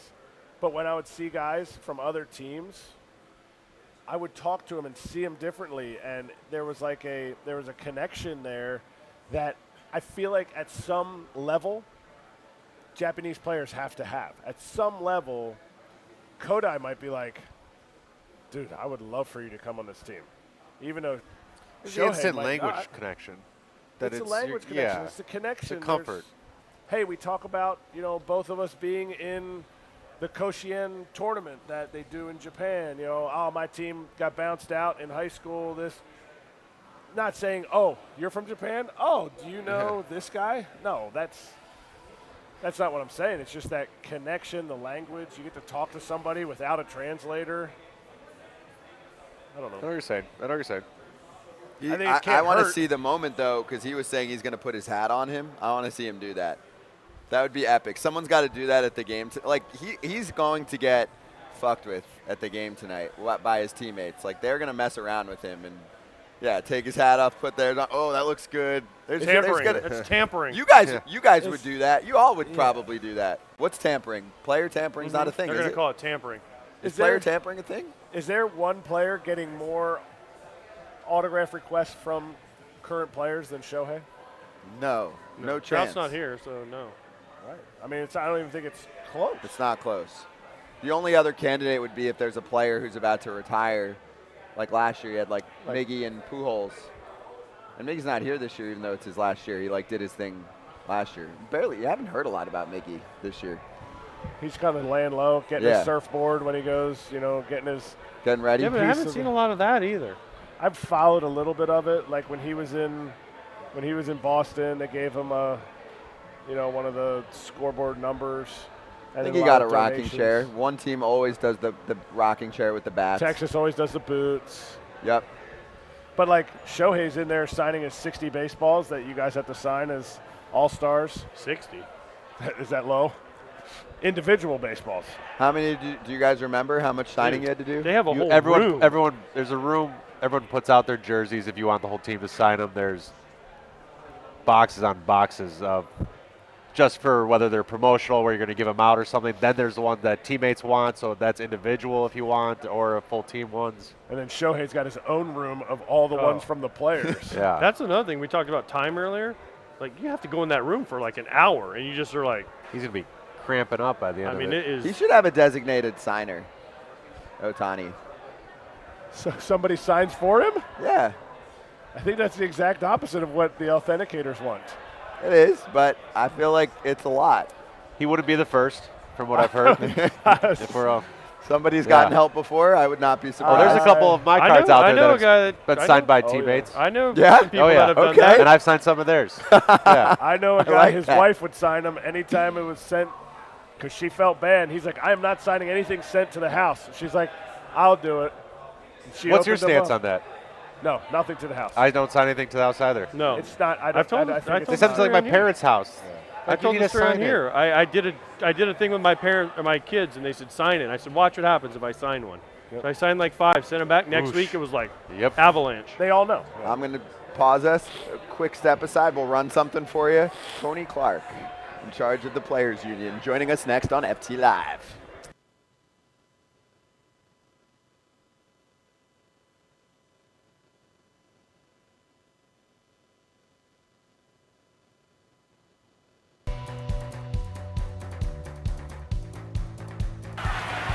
Russell pitches. Williams swings. There's a high drive going deep, deep.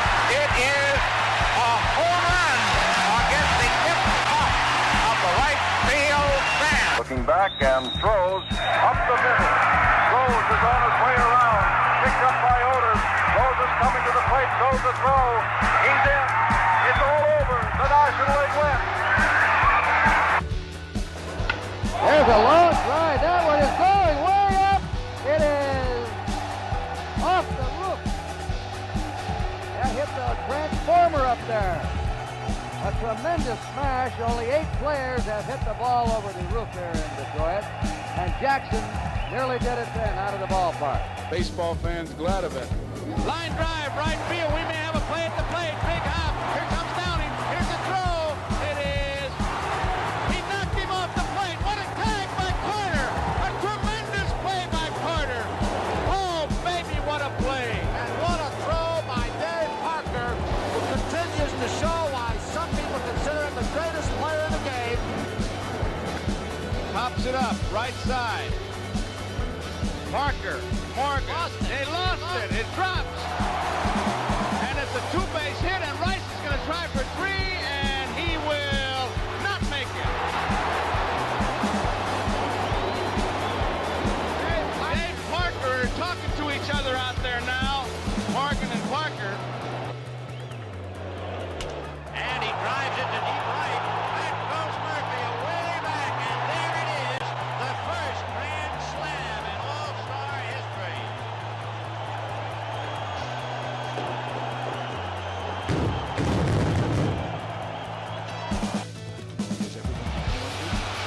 He's remarkable, and look at that one. Bo Jackson says hello.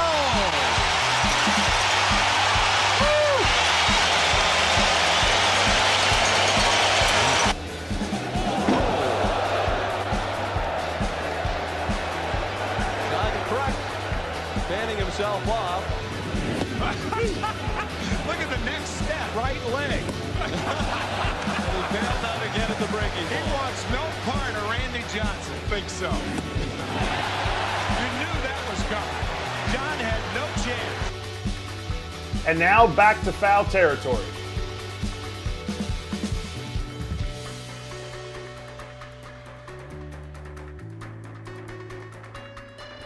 Back on FT Live, Braun, Pierzynski, Kratz, and leader of the Players Union, and also for this show, very important, former big leaguer who did some damage for a long time. Tony Clark is joining us right now on FT Live. Tony, how you doing? How you been?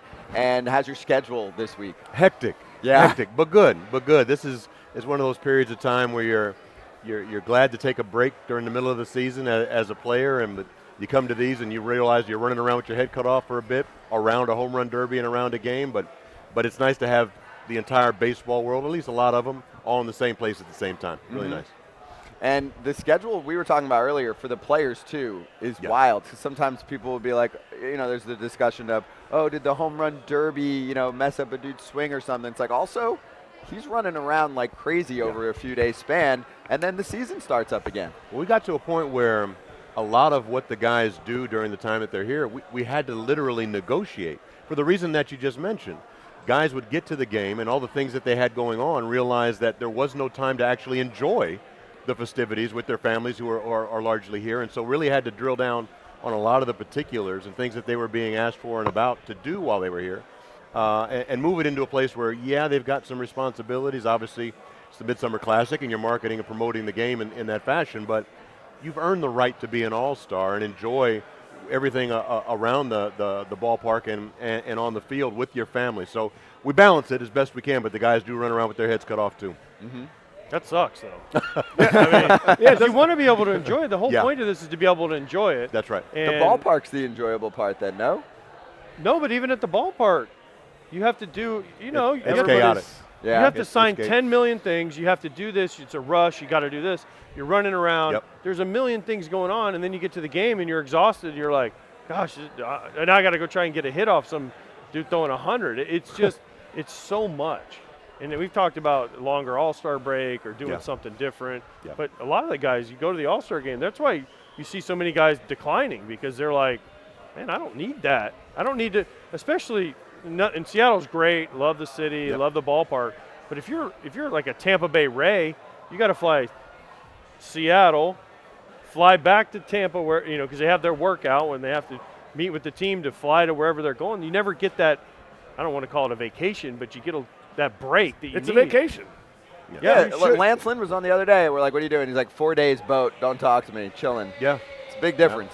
Well, to your point about the travel, we had to negotiate that too into the schedule because guys were leaving games on the East Coast. If we're in Seattle, guys were leaving games on the East Coast late, arriving 5, 6, 7 o'clock in the morning, and then having responsibilities when they got here that afternoon. So a lot of the schedule itself had to be adjusted and tweaked to try to get guys in at a decent time to where they got some rest. So to your point, by the time they got done with the All-Star game facility, they didn't need an additional day or 2 or 3. To catch back up before the start of the second half. So, I had to work through all that. Isn't that petty that they don't, understand these are humans and, hey, we're getting it? You don't just not sleep. You don't just, isn't that petty? Come on, Tony. There's a miss. There's a miss. But the idea that we have to have those conversations is a constant reminder that a lot of the decision-making on the other side of the street isn't focused in on the player experience and what it is or might mean to a player coming out of the break, knowing that if you don't get that rest, what that may mean from an injury standpoint. And so, we have to have those conversations constantly. But without the player, all we're looking at is some immaculate grass. I'm talking the grass. You were out on the field. That grass is awesome. Yeah. Nobody's packing the stadium to see the grass grow. No. And that's why we're able to work through some of the challenges that we have, because at the end of the day, the guys have to be in a good space to do what they do. They're the best in the world at what they do, and they have to be put in the best position possible to do it.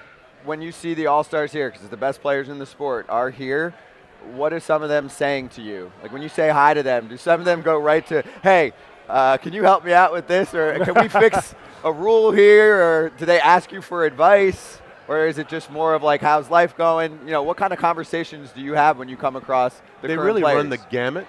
I mean, look, the guys have earned this opportunity. More often than not, I'm around. I'm available if the guys want to talk. If they don't, I'm good with that. I don't ever get up on the cage. I know when I played, having folks up on the cage when I'm trying to prep and work, I'm not a big fan of. I was that guy, a little obsessive compulsive that way. So I'm around. Our staff is around. So if guys need anything or their families need anything, we're available to provide that support. And so, yes, the conversations range from how you doing to where's the best spot to grab a bite to eat because I want to disappear for a little bit to, hey, I'd like to get my wife and my kids down for a shot, on the field. Can we help facilitate it? All of those things come up. Otherwise, we just try to give the guys their space and let them enjoy the festivities. How do you think the draft from an entertainment perspective went the other day? We had the MLB draft. It's here. Do you like the timing? And one of my big things I've been calling for is I want to see draft pick trades because I think it would be entertaining for the sport. And I know that a lot of people have written about it and talked about it. I don't know what your thoughts are there. Well, I don't know how far down that rabbit hole you want to go, but we can go. Yeah. We have proposed that on multiple occasions. For us, the ability to trade draft picks is a part of the competition dynamic. If a team wants to trade its draft pick and add a veteran player or cash or something that they believe can help their team now, as opposed to a player that might get there at some point in time, they should have the ability to do that. And so we've felt like that and have proposed that going back I don't know how many different CBAs, and it's never been an interest from the other side to have that as a part of the conversation. And look, I said it this morning. I've said it on the record before. Even though I was drafted, I'm not a big draft guy.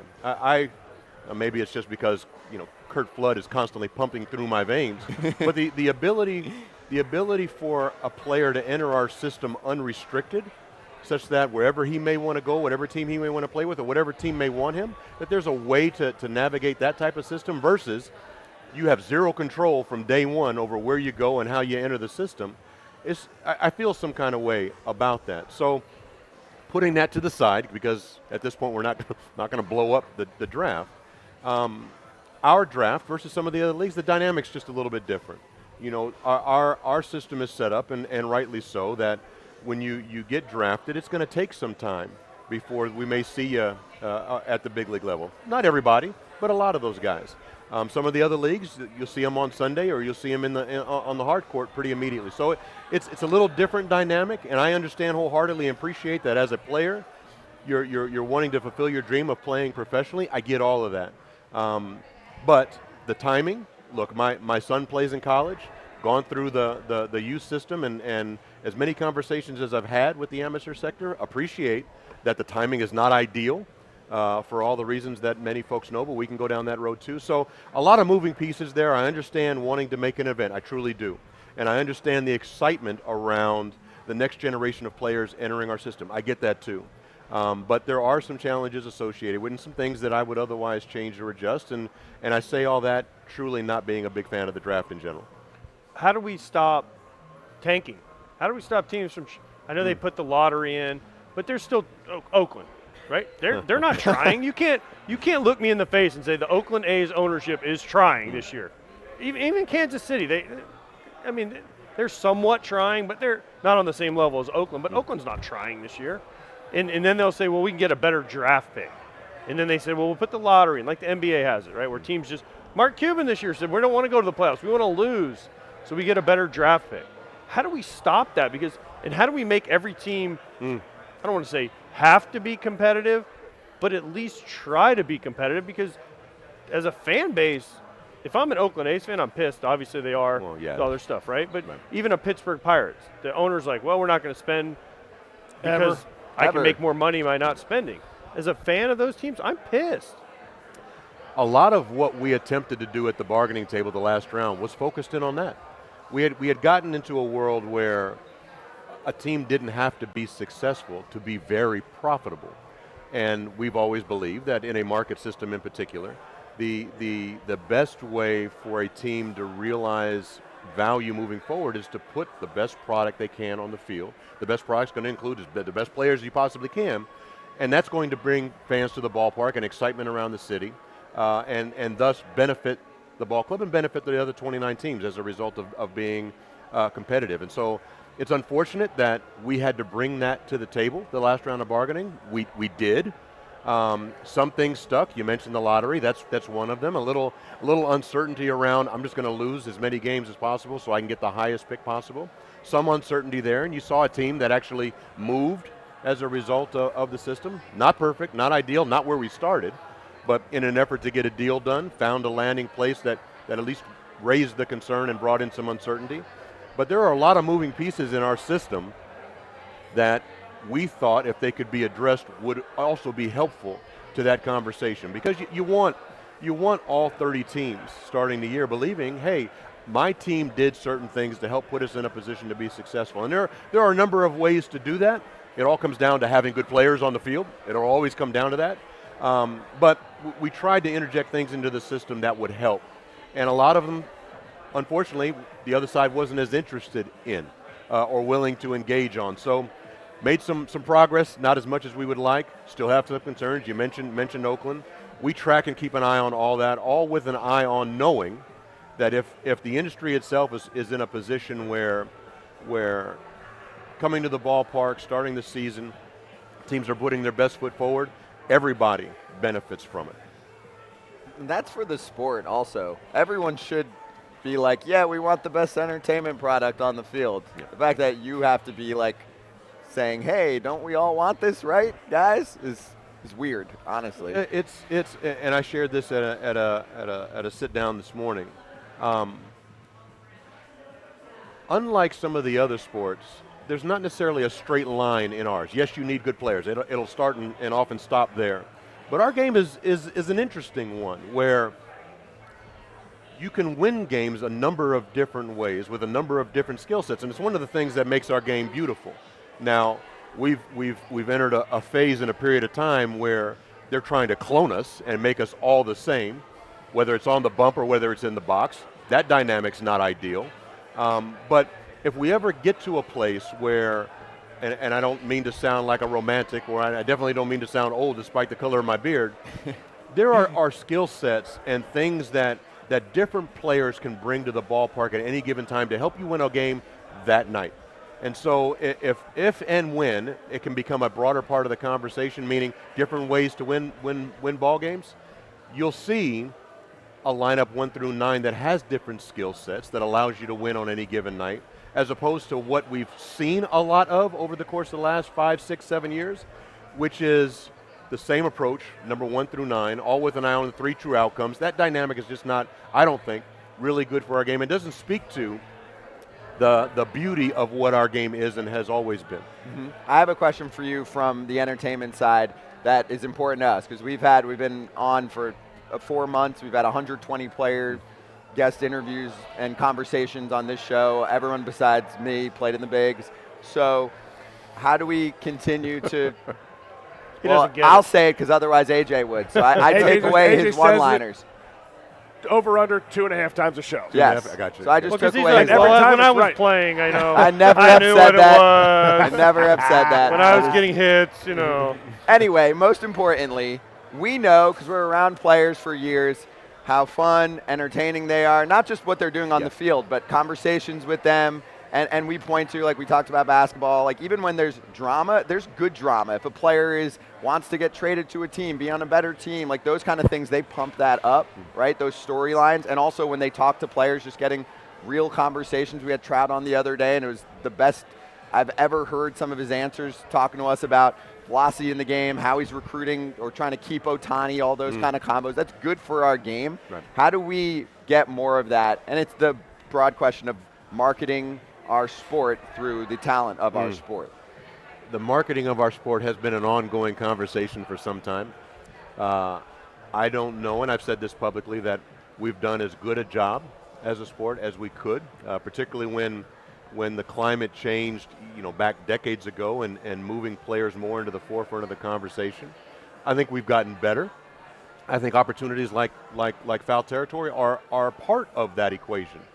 Guys are often looking for an opportunity to speak candidly, to talk about the game, and not have to worry about motivations necessarily along the way. And so when they have an opportunity to do it, you get the types of responses from the guys that you get. Being able to have guys talk to guys who have kind of been there, done that, is beneficial.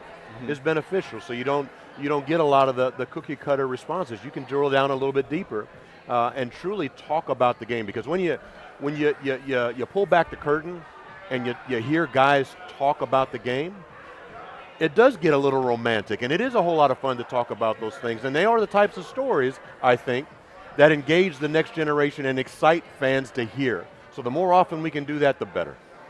We've had guys, this was part of like when we were putting this together, that have said, I'm on autopilot for that post-game interview on the field, because I know it's going to be the same 3 questions from someone going like, how did you feel about this? And and it's 20 seconds of, we're giving it our all, took it pitch by pitch, and we're better than that, because we know. Then we've talked to the guys in the clubhouse or, before the next game, and it's a completely different conversation. Or, what was one of our most viral moments Lance on this show? Lance Lynn's a good example. No, Pete Alonso, the poop story. Yeah. It's one of those things where, look, you're always taught over the course of 162 to never get too high, never get too low. And that's also why I think a lot of the interactions are very, very level set and very, very even-handed.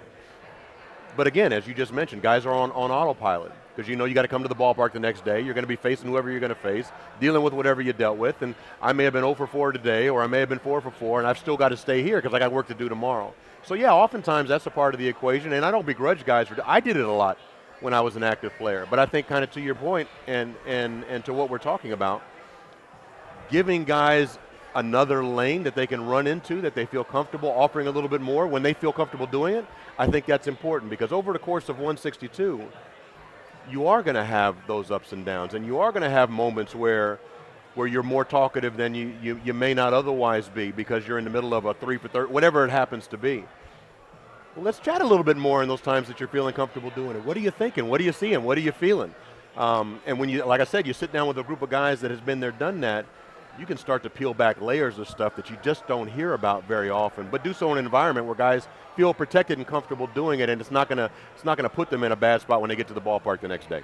And the likability factor, like you said, Lance Lynn, so he had a slow start to the season, and he comes on our show, and he's just like, I fucking suck right now. I'm with you people, like, because he's like, I've done it well for a while. What did he say, fuck my sweeper? Yeah. Like, he was just going off, and he's like, that's where he feels, that's how he talks, and that's where he wants to air it out, and everyone's responding going like, I can't be mad. I'm a White Sox fan. I can't be mad. Well, that's who Lance is. Yeah. And you got a chance to see it. And it's what's always made him great at what he's done for as long as he's done it.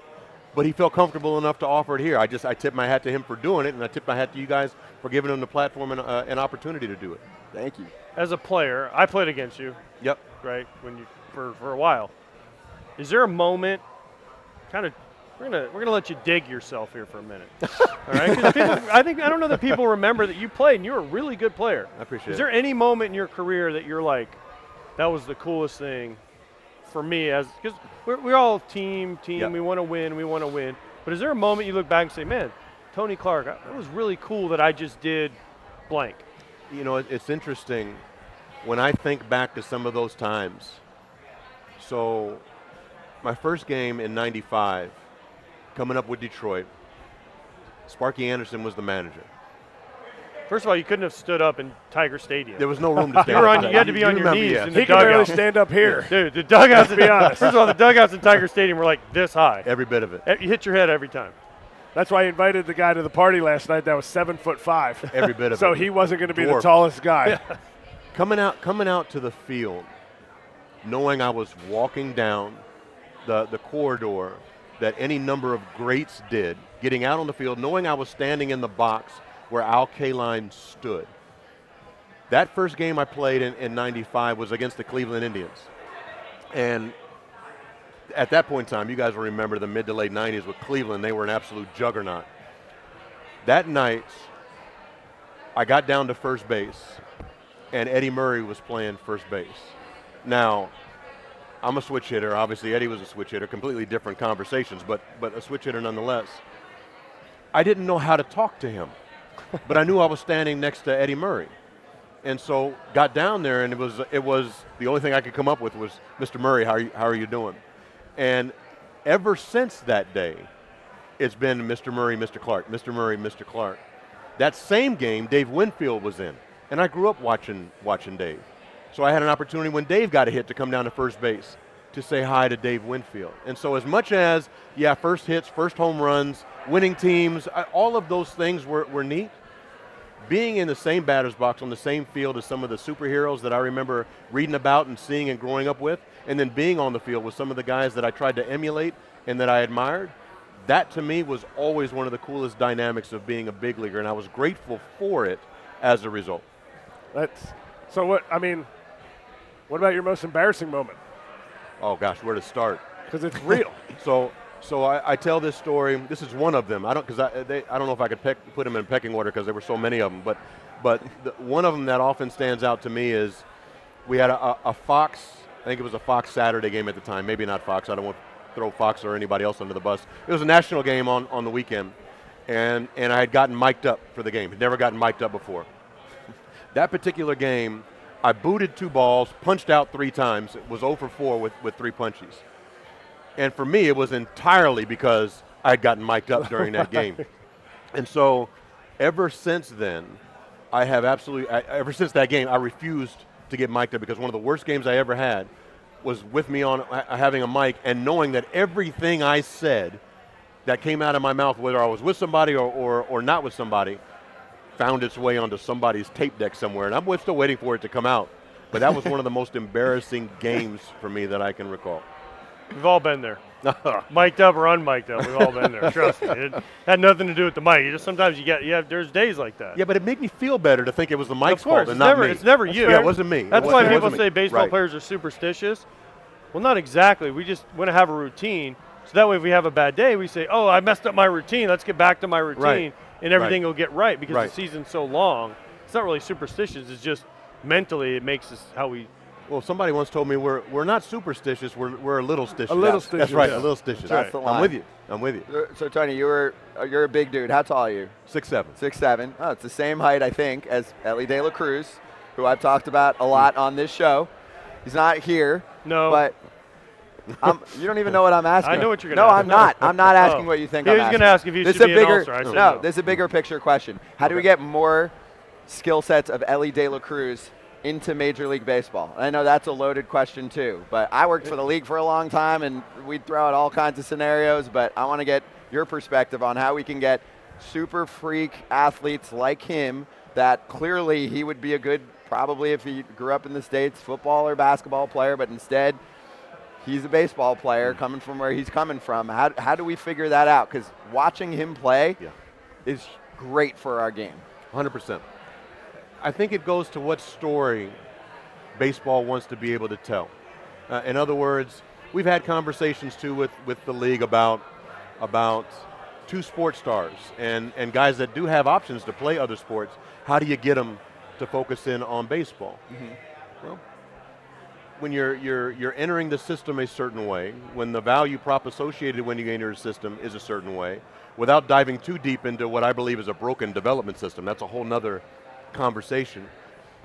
It depends on what type of story baseball wants to tell to attract those types of players. We get them every now and then, not as often as we would otherwise like, and when you see them, they jump off the page in a way that's tremendous for our game, in ways to grow it and have it spread. We used to get more of those guys. But again, I talked a little bit about this, but as the landscape has changed and shifted, we haven't done, I don't think, all we could do as an industry to engage, breathe into, provide support for, and encourage the next generation of superheroes that are like that. And look, our game is humbling. And I pray Ellie continues to do what he's doing and continues to grow and develop as a player. Because if he does, we all benefit for it. But the glitz and glamour around some of the opportunities in some of the other sports is an allure to a lot of those top athletes that's hard for baseball to overcome right now with the story that we're telling. So I'm hopeful that as each next Ellie becomes a part of the day-to-day conversation, that more and more guys continue to see baseball as an avenue that they want to explore. Look, I thought basketball was going to be where I was going. I had back surgery my freshman year. I was just never the same. Let me focus in on baseball and see how this works. I'm grateful for how things turned out. But if you had forced me at 10, 12, 13, 14 years old to make a choice, I likely would have chose basketball. I wouldn't have chose baseball. And so the story we've got to tell has got to reach down as far down as it can reach down. And the opportunities we got to provide for guys who have that type of skill set needs to be a little bit different, I think, than what we're saying at the moment. Like, how, can we incentivize them? So, for example, here's a more recent example. Kyler Murray, right, gets picked in the first round, ends up deciding to be a quarterback. He's making tons of money. He's not one of the top quarterbacks in the league, but he's a starting quarterback in the NFL, and we don't get to see him ever try to be a baseball player, and he's a sick athlete. How can we entice? He's like, I'm going to make crazy money right from the jump. We can't do that here right now. Dudes are under control for 6-7 years, and yeah, you can maybe sign an early extension like Julio has done, but how do we get Kyler to be like, hey, give this a shot, even if you do both, and I don't know if that's possible. Like, what is the answer? Is there incentivization to do that? Well, we've had a couple guys that have done both. Yeah. But they weren't quarterbacks. And the dynamic around the quarterback position, I think, is a little more unique than an outfielder or an infielder may otherwise be. But your point is a valid one. And creating flexibility, incentives in the way the structure is built up and leads to you signing, we've proposed flexibility to try to attract more and more of those guys who have those options. They haven't quite landed yet. We're going to continue to propose them and continue to try to engage on them. But that's part of the what story can we tell to that player to say, hey, you go this route, here are the benefits if you do. A lot of that story has been the longevity of your career. For baseball is often different than the other sports. The idea that when you're done playing, you should be able to stand upright and walk away from the game in a way that physically you may not be able to as well, or you might not be able to as well in some of the other sports. So that's always been a part of the equation. But when you start talking about opportunity, when you start talking about financial benefits, the dynamic starts to shift a little bit. And so, look, I think it's multi-layered, multifaceted, but I do think there are ways reaching down into the system to engage the next generation of superstars in a way that's a little different than what we do now. I mean, he's teaching me a lot about NIL right now because he's a big college baseball guy. I think it could be helpful. Do you? Yeah, but the problem is, yeah, it could be helpful getting kids to play, but football's paying kids in college, and what they see in basketball, what they see is I can jump right from college where I'm getting paid right to the NFL, right to the NBA, whereas baseball, they're like, man, I still got to grind, right, in the minor leagues. So these kids, like Paul Skeens, he was at LSU, he was making, who knows, we don't know the number, it's a big number. And then he signs for whatever he's going to sign for, and then he goes to the minor leagues, he's making $800 a month, and you're like, well, that's agreed. And think about it, and I'm not saying Paul Skeens, probably a bad example. Let's take a above average college player, probably making a decent amount at his NIL, whatever it is, and then he goes in the minor leagues, doesn't sign for a lot. He's got, and he schleps it for 3-4 years in the minor leagues. Then he gets to the big leagues. Yeah, the minimum is great, but then it takes you 3 years to get to arbitration, 3 more years to get to free agency. That's all staying healthy. That is not. It's hard. It's hard to look at when you can play, if you're a super athlete and you can go, I can go play 1 year in college basketball, get drafted in the first round and get $40 million off the jump. And help your family right away. Yes, and the NFL, same way. Like Kyler Murray's like, okay, I can play minor league baseball, or the Cardinals are going to give me $50 million. I'll give back my $2 million to the A's, and I'll take my 48. And I mean, it's a system, but I don't know how we change the system. No, I don't think you're 100. I can't disagree with anything that you said, and that's why a lot of what we're trying to interject into the system is providing a little more flexibility in that regard. And like I say, it just depends on what kind of story you want to tell. Look, and it's not easy, and I think I mentioned earlier, there's no straight line, meaning you play 100 games in the minor leagues, and by 101 you're going to be a big leaguer. It doesn't work that way. But to the extent that you've got some of these other benefits, and to the extent you can tell a story from the outset, the day one, that even if you have to go this route, here's the value proposition on the front end, and if you do end up here, here's what it looks like on the back end.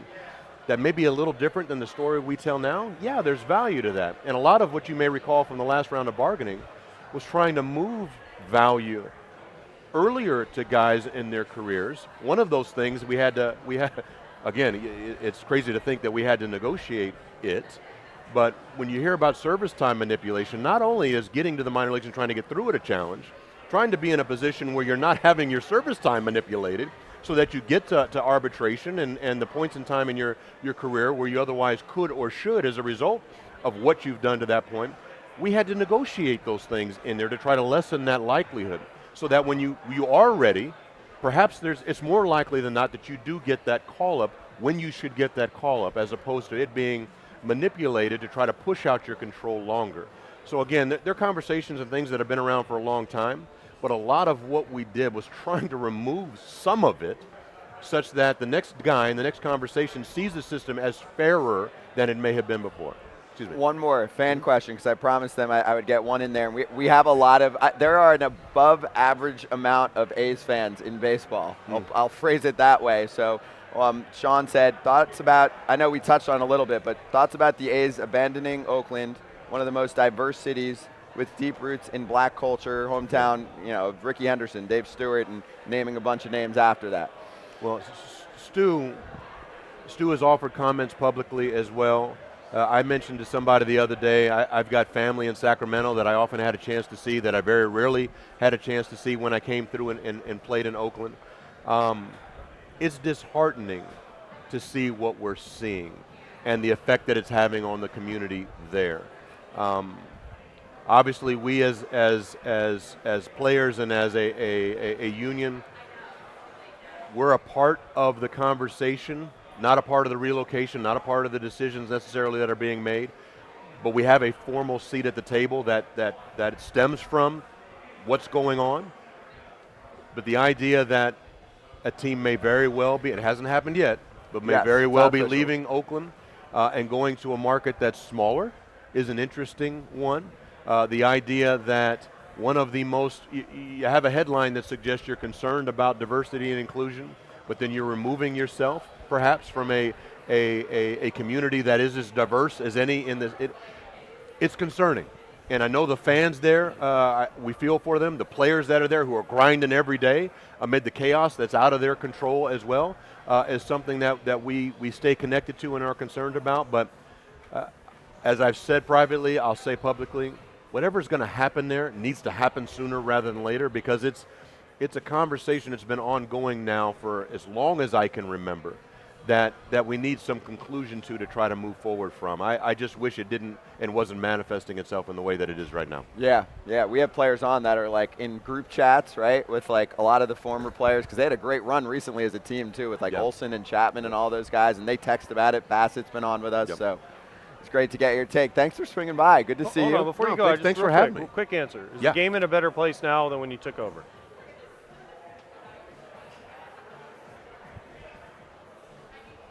I think we're moving in a better direction now than when we were back in the day. And I say that in large part because our players are remarkably gifted. I'd like some folks and some decision makers to get out of the way and let us do what our players are capable of doing. But we're better today than we were yesterday, and I'm hopeful that we'll be better tomorrow. I truly do.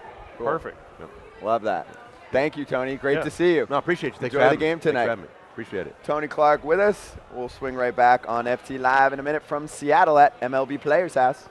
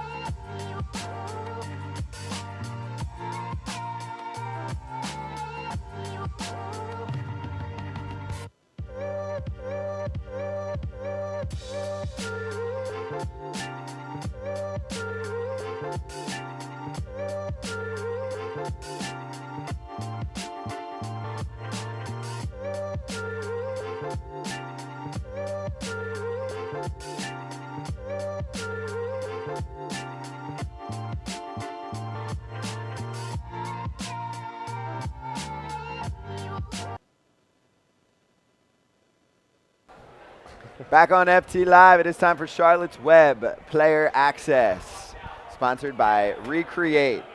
And Alex Fast is like, I'm not a player. Yeah, but you break down pitching as well as anyone, dude. Good to see you in person from a distance. I'll high-five you after we get through this. But how you doing, dude? You enjoying everything? Yeah, man, it's been great. You know, it's so great to follow Tony Clark, right? You look at me and you think, yeah, that guy's real important, right? Alex Fast, we got to get him on right after Tony Clark. You know, that's the deal. I'm having a great time, man. It's been a super fun environment so far. I love that everything's in walking distance, which is great. And the atmosphere last night was unbelievable. I think we could, I don't know your guys' opinion on it, but I think we can kind of agree that Adley might have stolen the show a little bit. Adley or Julio? Adley. I mean, Julio, that's what I listen, said. he had the advantage, right? Home field guy, the Julio chants were absolutely electric. Hearing that kind of reaction to a player that is from a team that's 3,500 miles away was pretty impressive to me. To see him switch sides like that and then knock out 7 of 8 home runs, being in that atmosphere for that was pretty impressive. And I have to provide the disclaimer because I see all of his tweets. Your team? Gotta be. But even if I remove the bias, yes, I am a Baltimore Orioles fan, but even if I remove the bias, if I think of like some of the best home run derby performances the past couple years that weren't necessarily winners, Vlad in Cleveland when he went with that swing off against Jock, Yep. right? Giancarlo Stanton down in Miami when he was going up against Judge. Even, you remember who Judge beat in the first round in Miami? Who was the Miami, I think he was the Miami representative along with Stanton. Giancarlo? Bohr. Yeah, the Borbino. We just saw that. We talked about this. Yeah. Bohr was unbelievable. The in that Borbino was He had waffling balls. He had so much power, and it's just these first-round losses that we completely forget about because either bigger names or whatsoever. But Adley, I don't know, man. I also think new rule, switch sides, double the home runs, make it count for 2, because that's unbelievable, man. Why not? We've been dancing around like all these different ideas for the Derby to make it even cooler, to up it a notch now. Because we were shitting on it earlier where it's gotten into too much of a speed contest. We all agree to an extent. And it's hard to follow. Yeah. And it's becoming so much of, my pitcher's got to get me another pitch right away. We've been beating that down pretty good today where we're like, the next step is to find a happy medium. Yeah, I agree. I think it's kind of multifaceted, right? One, you want to make sure that the players are staying healthy. I imagine there's so much adrenaline that's like happening in that moment. You want to make sure like they're taking it a little bit easy. 2, from a narrative perspective, some of the feedback I saw from viewers is like, yeah, that's a little difficult to follow when I'm still trying to track 1 home run and there's another ball in the air. There was a lot of funny comments on Reddit where it was like, if Chris Berman was still calling this derby, he wouldn't have stopped saying back for like 15 minutes because there were just balls in the air forever. He just went back. It was never ending, right? I agree. We talked about this. Yeah. Even being there, you couldn't keep up. And we were there. We were right behind home plate.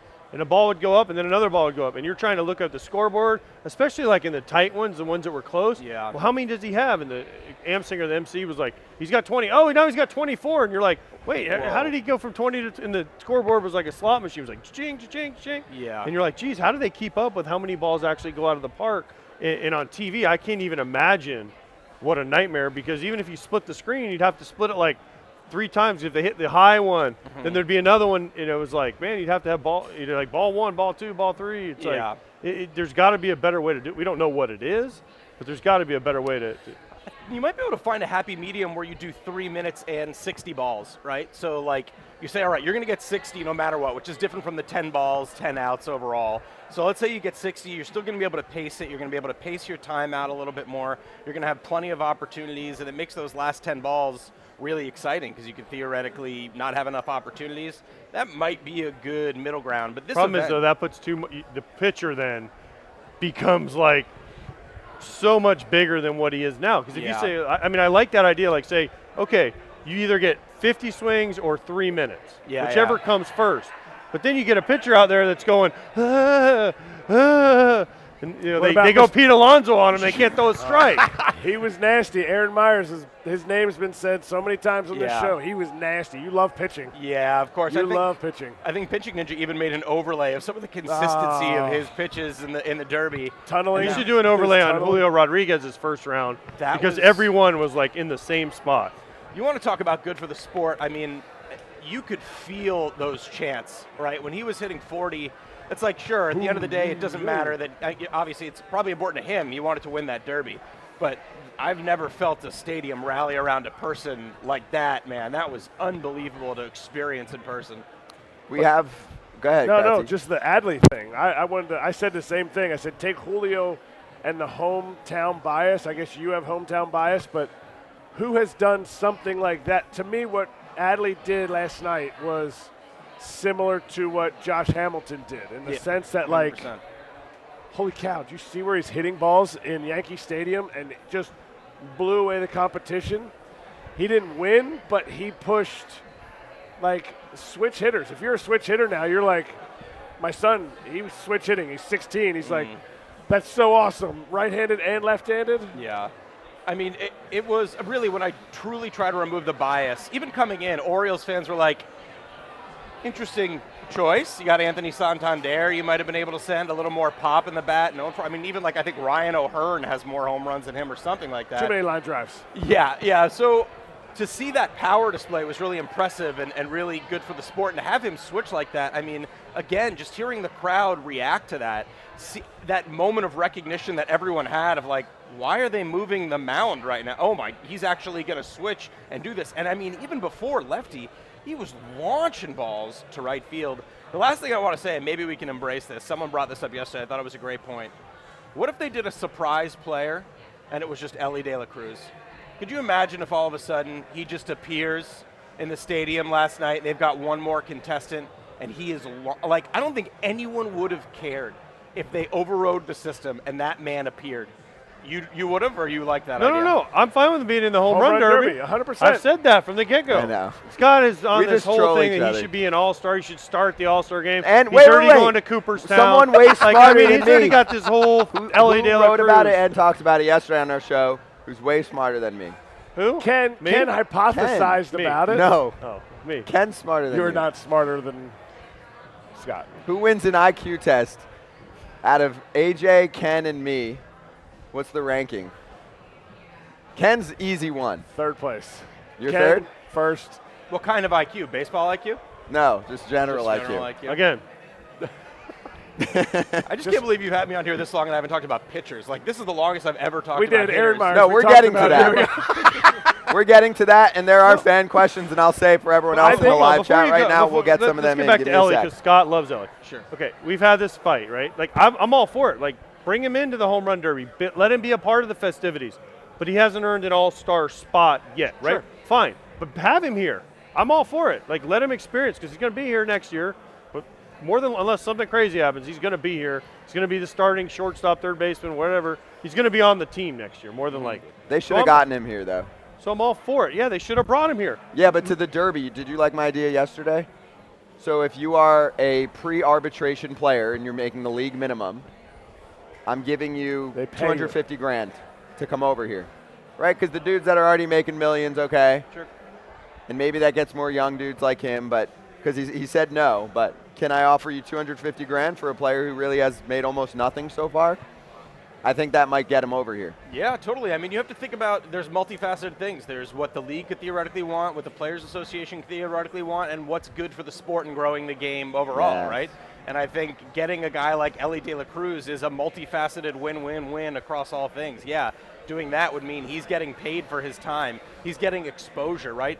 That's one of the biggest things for him. I mean, getting those notifications about a guy stealing second, third, and home, like that is, I can't even begin to describe how big that is in my opinion for the sport. I have people who do not watch this game, who live in Ohio, and maybe they're just diehard OSU fans or diehard Bengals fans, who say, man, I heard about this dude. Should I start following the Reds again? I'm like, yeah, man, this is the truth. Get into it.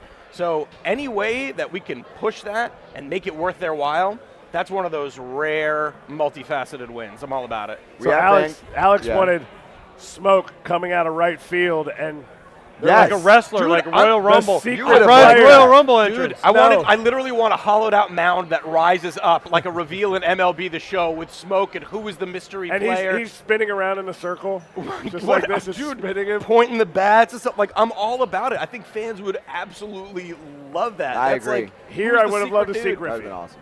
I agree. Cool. I I'd love think to it'd be see great. Griffey. I think it would. Yeah, because every year people would be like, "Who's the mystery guy? Who's the secret? So you have like the top seed.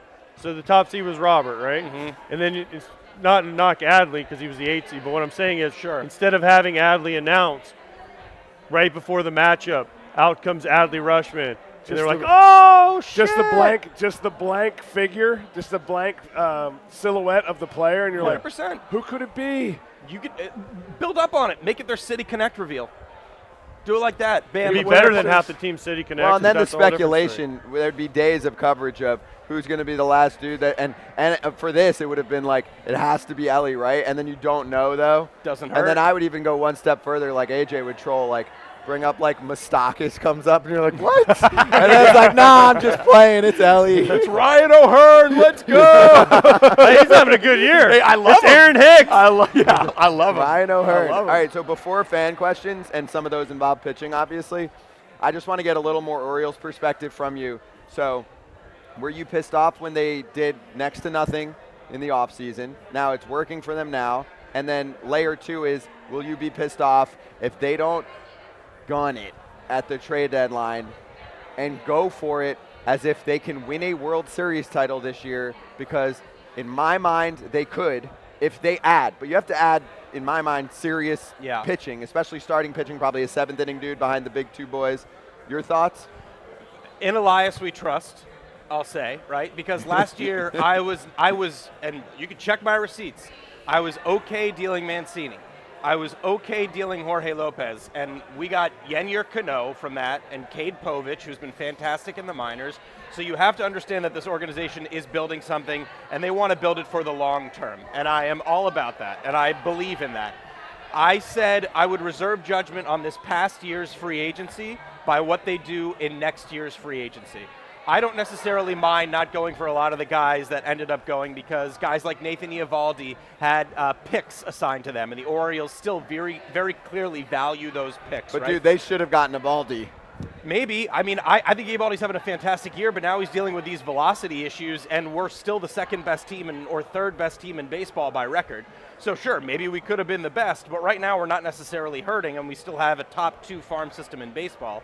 Next year's starting pitcher free agency market is unbelievable, right? I mean, you have Scherzer, you have Lucas Giolito, you have Julio Urias, Yu Darvish signed that extension. Stroman. You have Stroman. You have plenty of other guys that I'm absolutely forgetting, right? I will Shohei. Shohei, don't necessarily. I still think he's going to be a Dodger, but it's nice to dream. It's nice to dream. Shohei for Jackson Holiday. That's my. Do you do it? Do you do it right now? Is he stay with us forever? No, just for the year. No, not for a half-year rental. Wow. Not What for if a half- it wins you a World Series? If it wins me a World Series, I would give them my daughter. No. Wow, man. No, if it gives If them it wins you a World Series, if it gives I me love a you, World Daddy. Series, yeah, Sorry. 100%. 100%. It's not even a question. 100%. I already have my tattoo planned. I already have my tattoo planned for the World Series, okay? Where if at? it gives me a World Series, without question, flags fly forever, have fun in L.A., thank you for Shohei Ohtani. But let's be realistic. That's not happening. Shohei Ohtani's probably not going to get dealt, right? He's probably not Jackson going Holiday, Yeah. he would. I still don't think he would. I genuinely do not Jackson think Holiday and Grayson Rodriguez. Artie Moreno doesn't know who they are. And he makes all the Perry many of the Minasian does. decisions. I know he does. But if he presents that to him, he's like, I think Artie says, nah, fuck that. I wonder if we see an underwhelming. Artie's not here. If we see an Alex. underwhelming acquisition from the O's, it wouldn't surprise me. If Jordan Montgomery was healthy, I would have been like, that sounds like a prime Orioles candidate, right? Lucas Giolito would be very interesting because it's the final year of his contract. Obviously, they're probably not going to be super competitive down the stretch. Don't think they're going to get rid of Cease. They even said yesterday, of the guys available, they blocked some guys off. Giolito's available. He could theoretically end up there. There was 4 for the White Sox. There were Cease, Vaughn, Robert, and one more. I don't think it was Jimenez, was it? No. Cease. Burger. No. No, it wasn't Burger. Crushing power He numbers. loves Burger. And his power output's been great. Yeah, that's it. Yeah, that's it. I don't know. There was 4 I thought they came out Yeah, and but said there's 4 that are Luckily, untouchable. Giolito wasn't one of them, so you got to figure he's on a different team. Stroman's on a different team. I wouldn't mind a move like that, but again, I wouldn't be surprised. Oh, Aaron Nola is the last big free agent, right? Aaron Nola is the guy that, even though it's an off year because he seems to have this every other year curse to him, that guy needs to be in black and orange next year. Boom. I want him signed up for a long time in Baltimore. All right, last You're one. like Scott, though. It's easy to spend someone else's money. Yeah, Well, it's 100%. easy to spend someone else's money when you're the Orioles ownership. You're owning a billions of dollars asset and you don't spend any money. He needs help. To be He fair, needs I've like given thousands AJ of needs help dollars of my spending money. it. Right. You've given plenty. You have partial ownership. You should. Okay. So the questions, and we're tight on time because we're way past when we were supposed to be on, and we actually literally have to go to Emerald Queen Casino and do our watch along. But from New Country Songs, who's one of our diehards, which pitchers are outperforming their X numbers, your favorites to watch, second half standouts. Give me your big picture pitching perspective heading into the second half. We've already seen some regression from some of the bigger guys that we kind of anticipated, right? I want to give a shout out to George Kirby. I know he ended up in the All-Star game, but the fact that he was not like a first ballot All-Star dude with the command that he showed was absolutely unbelievable to me. So I think he deserves a huge shout out. This is a guy who is doing something very unique, not just in the command that he has. He is sub 10th percentile in called strike rate on four-seamers, right? 99th percentile in called strike rate on sliders. Find me another pitcher who operates like that, right? Who is attacking with first or second pitch sliders and getting called strikes and saving his four-seamer for the end of at-bats to either elevate. Like, I just think the way that he pitches is a real pitcher's pitch kind of guy, and I absolutely love that. You loved him before. First time you were on, you were talking all about George Kirby. Yeah. I have it in my notes. I remember writing it down. Well, he's an all-star, baby. He is an all-star. Check his receipts. Check my receipts. Tyler Wells, too, not another all-star. The ride on that four-seamer, right? He has the second highest release point behind Felix Bautista. He's got an elite vertical approach angle. He just gets insane ride on that pitch. This isn't a guy who's just going to completely crumble. Doesn't get enough love. Not in the All-Star game. Leads baseball in whip. That is very difficult to do in today's game, and he is not an all-star. The way that his four-seamer works is fantastic. I love the way it pairs off his other pitches. So for me, those are two guys I'm obsessed with at the Well, moment. Tyler has two teammates at the back end of the bullpen that embarrass everyone, and that's why they're there, and they're like, all right, we can't bring all these dudes. But, hey, great to see you, Hold dude, on, before in you person. go, talk about the Orioles for a second. What do you think they do?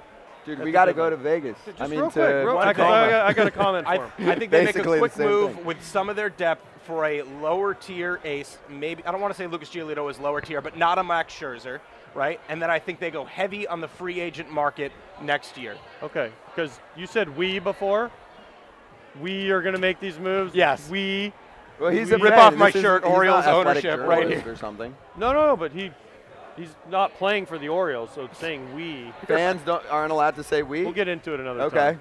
Don't worry, we're on every day, folks. Alex, great to see you in Thanks for person, having dude. me. Thanks for swinging by. Appreciate course. you. All right, Thanks. that's our guest access presented by Charlotte's Web, and want to reiterate that you can win a trip to the 2023 World Series. Recreate wants to send you there, and thanks Alex. to Recreate for hooking us up with a bunch of swag and product as well. Follow hello_recreate on Instagram for more information. No purchase necessary. Ends July 31st. Must be 18 plus. For rules, visit charlottesweb.com/World Series. Recreate is the official CBD of Major League Baseball. Wow, we got props now. Let's go. I'm going to save that for slap hands, just so you know. So you, start doing whatever you're doing. I just want to remind everyone that we are literally packing our stuff up and going to Tacoma, Emerald Queen Casino. If you happen to be in the Seattle or Tacoma area and you want to hang with us for the All-Star game, we will be there. We'll be talking through the game, and we'll have a ton of guests on, too. So it's like FT Live during the game, kind of like an alt audio feed of that. So stay tuned on that front. Also, I want to reiterate the Fly Zone presented by Alaska Airlines, as we have yet another giveaway that is still running for you right now. So make sure you check that out on our Instagram feed. We have a winner? Oh, boom. Let's go. Can't enter anymore. It's over. Congrats, Caitlin. Yeah, Caitlin. Winner of the Alaska Airlines giveaway. Oh, wow. We even got the bio in there. I love that. Whoops, Philadelphia Zoo. My bad, PA. She won a free book. Oh, wait. No, she didn't win a free book. She's flying. And She's flying to buy the book. You can get that anywhere. Congratulations, Caitlin. Yes. Winning round-trip flights. Come see us on Alaska Air. 2 round-trip flights. Appreciate you. Okay. Come to Orlando. Now we will slap hands. Just kidding.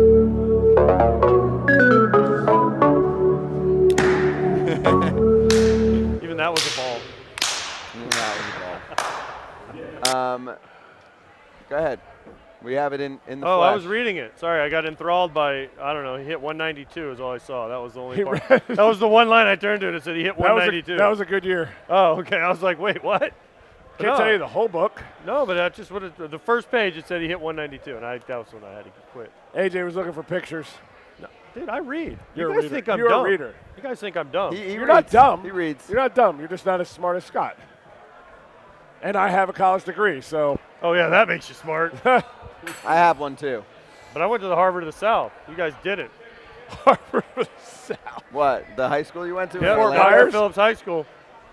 Sure. Everyone knows it. We will World see famous. you all in Tacoma. Grab Kratz's book. We'll put more information Sign on all this. of our socials. Thanks to all of our guests who joined us. The Tony Clark conversation was awesome. We'll recap that Dempster at some point in was life. awesome. Dempster Alex was Faust great. was awesome. Russ. Alex Fast, Russ Dorsey, our dude. We will see you there in Tacoma. And enjoy the All-Star game as we're with you too. Go National League, by the way. I See you in never a few thought I'd say hours. that.